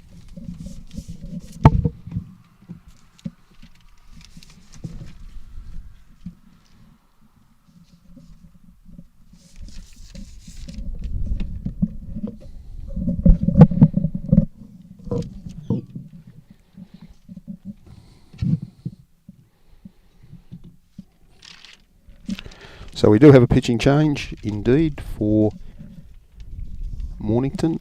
Jared Clower is coming in to pitch.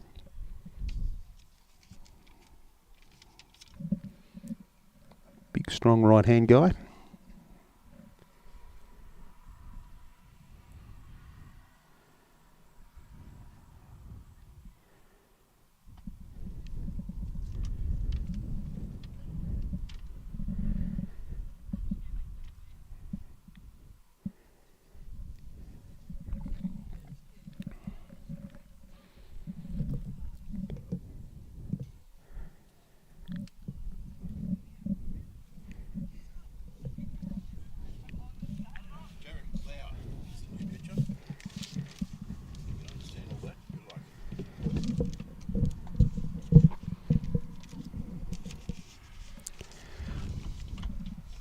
So with Jared Clower coming in from second base to take over the pitching duties, Cameron Parry, who was on the mound, moves into centre field, and Trevor Stumbles will come in and play second base.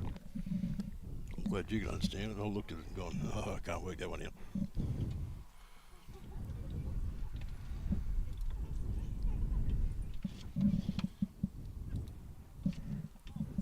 Right, the first pitch is a ball. Just as I got over there, Joey sent across a message saying Jared Clower coming into pitch. We didn't have the other info though, Buff, so... So this is Matthew Martin, the left fielder.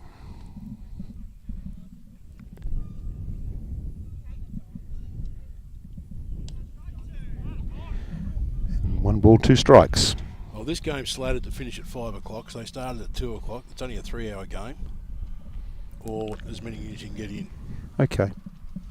So we've got just over half an hour to go in the game.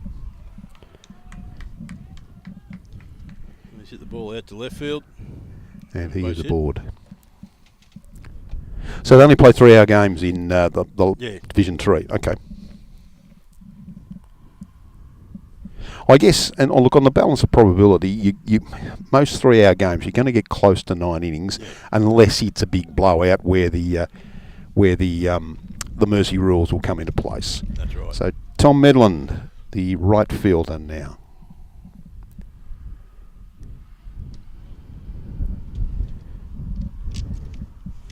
And we are currently in the top of the 6th.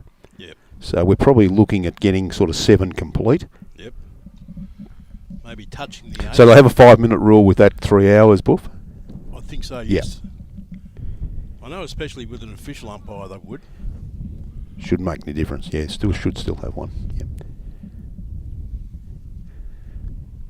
Evens account at 1-1. I'm pretty sure looking at a few of these blokes, come 5 o'clock, they'll be looking for a beer anyway. They probably figure 3 hours is long enough. That's a good swing. Just found back. Just missed that. That's a ball, 2 strikes. Just connected the top section of the ball.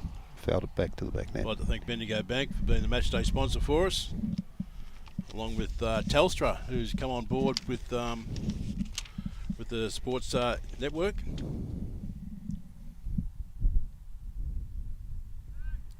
So pick off at first base. I might as well throw in a plug for myself down at Strike Zone Fielder's Choice in Mulgrave for all your baseball, softball requirements. Feel free. Come down and see me any given Sunday. 35 Dunlop Road, Mulgrave. Struck him out, and that is the first out of the inning for Tom Medlin. Robert Zadel, second baseman, coming to the plate. Yeah, Telstra came on board during the week to support the Sports FM station. So they're supporting all different sports that the station provides. Yeah, that we provide, yep. Yeah, the first multinational. It's $20 a month if you want to jump on board. And we know Bendigo Bank, wonderful supporter of sport community on the sport at all levels, and Yeah. and I think that that is to be really applauded, because let's be honest, particularly for minority sports or lower profile sports such as baseball, dollars are very hard to find, particularly government dollars. And it's okay for us to spend $15 million of our taxes sponsoring the Australian netball team, but good luck getting some sponsorship at grassroots level, for all different sports. If you're going to spend $15 million on netball, spend it on kids netball. Yeah, that's a true point, Phil. And that's a strike out, drop third strike, but with the runner on first base, it won't matter. The hitter is automatically out. So that'll be 2 out. Young kid's doing all right at the moment. He's throwing strikes. For those new to the game, that is a rule of baseball. With less than 2 out, if a force situation exists and there is a drop third strike, the batter is automatically out.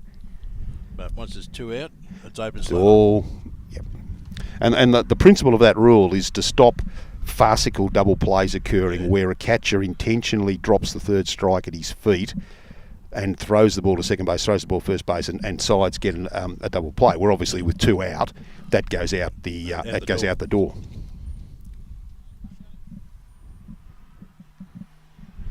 And so the count 2 balls and no strikes at this stage on the batter. Runner on first base, 2 out. And there's a strike. 2 balls and a strike. And this would be the third baseman, Andrew McDonald. Ronald McDonald.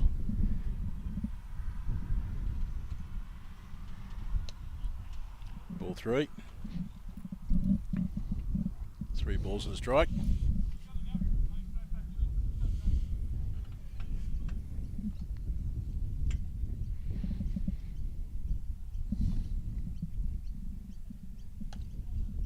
And that's the base on balls for Andrew McDonald to now set up first and second occupied, runner in scoring position for Footscray with 2 out, and the centre fielder, Corey Wilson, coming to the plate.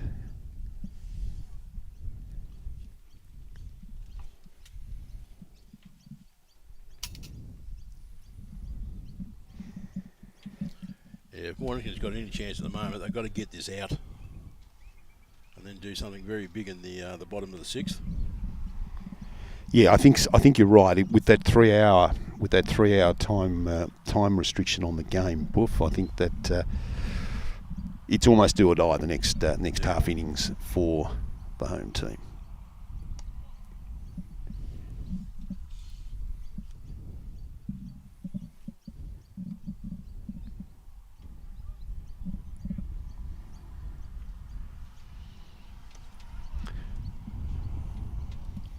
Evens again at 1-1.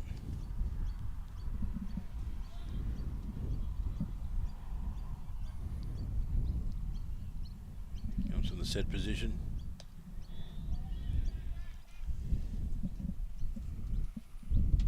Runners don't advance. It's actually interesting, throughout the course of the game, there's been a lot of balls get away from the catchers, maybe not a long way away, but I don't think we've seen any runners advance on any of those. There's been no aggressive running. 3 balls and a strike. Yeah, that's one of the beauties about watching, say First Division. Ball going gets 4 or 5 feet away, and the runner's often gone. Correct, and it's about, I guess, preparedness too.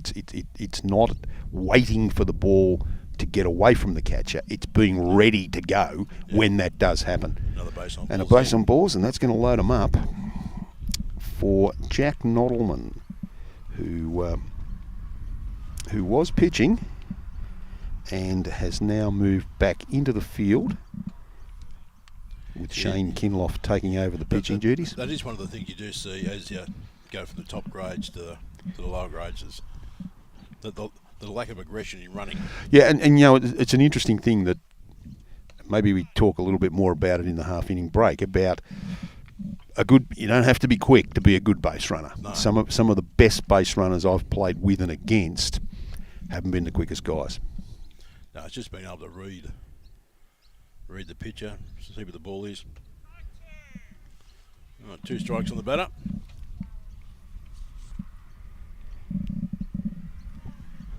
So full count, 2 strikes.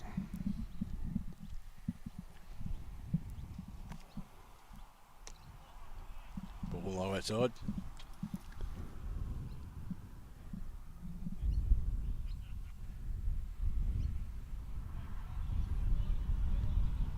Cloud comes into the set, pitches.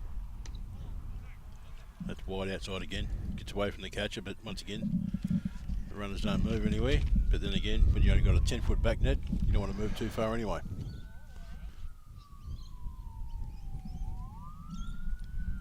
Well, someone's broken the law or broken an arm or.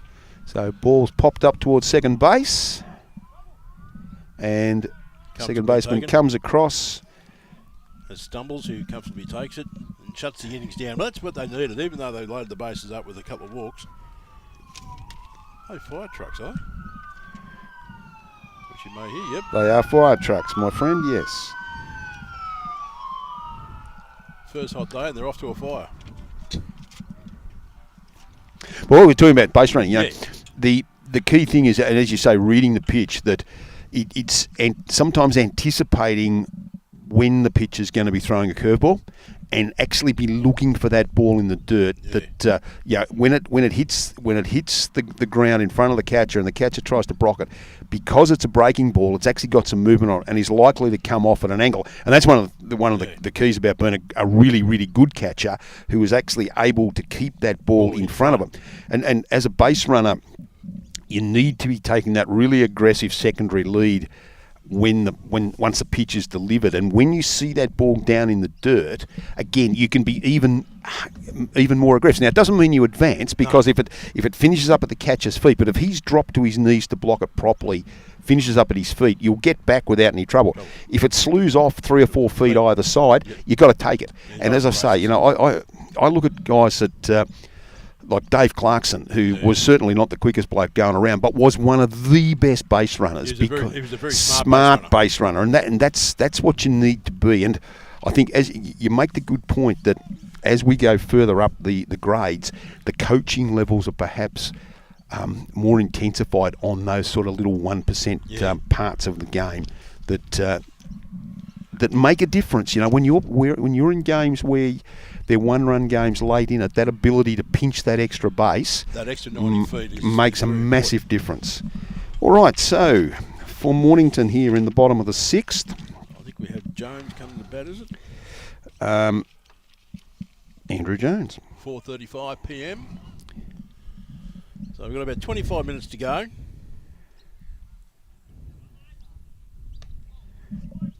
So I sort of think they got to do it this frame. yeah, well, they've done half the deal by shutting them down. Yes. Now they've just got to finish the deal. And I guess the other moot point on that is that we're not certain of if there is a 5-minute rule. Yeah. You know, if they bat for 10 minutes here, 15 minutes here, and then get once that inning starts, they've got to play that complete innings. Yeah. So it's now 3 balls to the batter. He'll be looking to get on first base. Just put the bat on the shoulder and don't even move it. Oh, there's ball 4. So Andrew Jones. Now this is Parker Should coming to bat. We won't go there, but Parker Shood's coming to bat.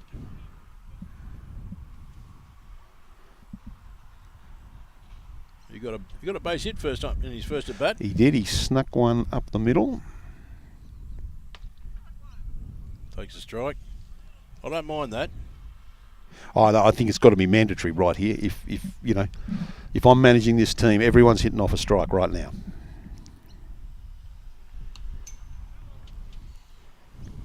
So I always worked on the theory that you can afford to take a strike because no pitcher is good enough to actually zot 3 in a spot where you can't hit it. Yeah, I think that mindset change, or my mindset as a hitter would change according to the situation of the game. And as a manager, it would change Yeah. according to the situation of the game. In this, right now, you score 1 or 2, it actually doesn't win you the game. You need base runners, not 1 or 2 hits. Mate, that whole slew of them. So that's popped up. Catcher going to it, first baseman. And the ball has dropped in. A little bit of miscommunication Between there. the pitcher and catcher there, they both ran into each other. And So we now have a runner at first and second. A little bit of luck goes a long way. Don't waste it.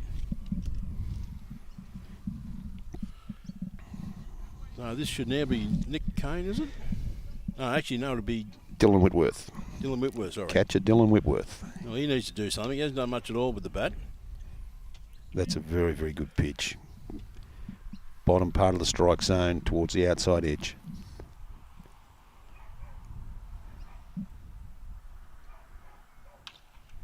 Ground ball. Foul.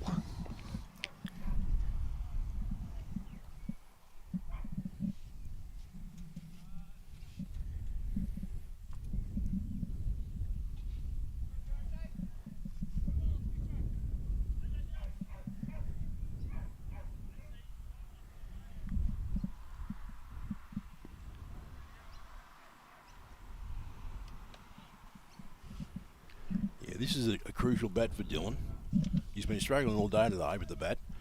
And then if he can just get himself on base, it just allows that momentum to keep running a little bit. Yep. 2 balls, 2 2 and strikes. 2.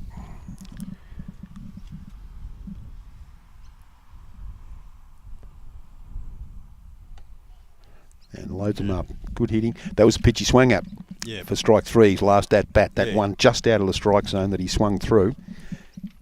Learned from that, laid off at that time. No, so he's got to learn he's got to keep that learning process going on this pitch. And what do we do then? Strike out on Strike a high out pitch. the high pitch, yeah. Again, laid off the one before, and if anything, that was marginally higher. And he didn't learn a thing. Wow. He might have learned, he just didn't execute. So, we now have Aaron McGough coming to bat with... Yeah, well, he got a walk last time on 4 straight deliveries.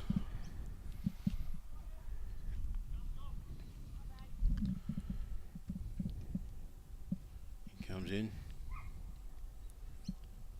Pitcher releases, and it's high for a ball.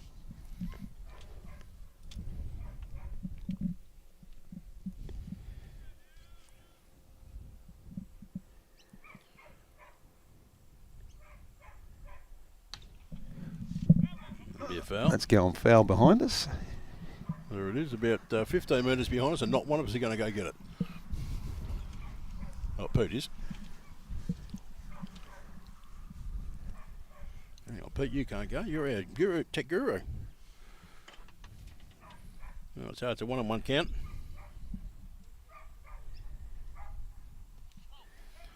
Ball in the dirt. Runners are going, are they? No. No, bases loaded, mate. I don't think We've got a gap here. I don't think we've got bases loaded. we've got a runner on third base. Or maybe we've got second and third occupied, is it?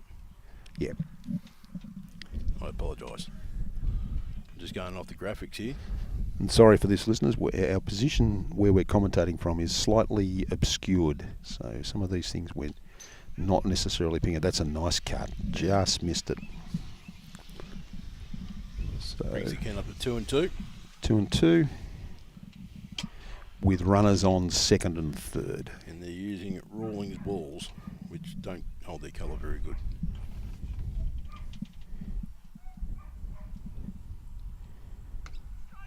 Ooh, struck him out. Not even looking. There's 2 out with runners at second and third. And back to the top of the order. And Jack Pearson. I think I want to ask Jack after the game why he's batting left-handed. Perhaps there's a reason. It could be an injury of some sort. I can't help you with that one, Buff. No, I said I'll ask him after the game. That's right.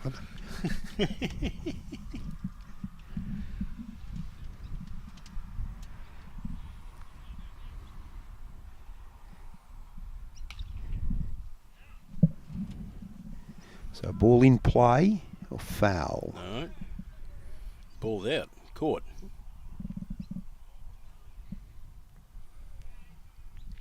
Okay. And with the time at just gone over 22. We will start the 7th innings. We shall.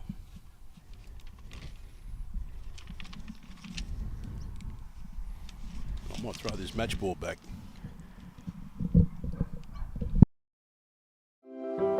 Everyone knows Australia has 4 big banks.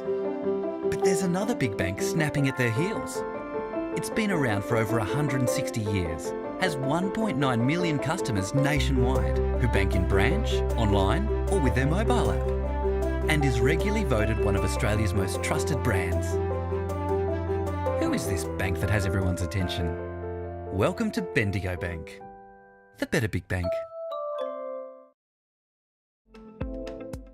The Mornington Peninsula Bowls region asks you to check out why lawn bowls in the Mornington Peninsula is just for you. It's fun, it's social, and it's affordable. That's right, it's fun, it's social, and it's easy to learn. There are over 25 bowls clubs on the Mornington Peninsula which offer free lessons and the free use of bowls. Get on the green now. Lawn bowls on the Mornington Peninsula is more than just a game.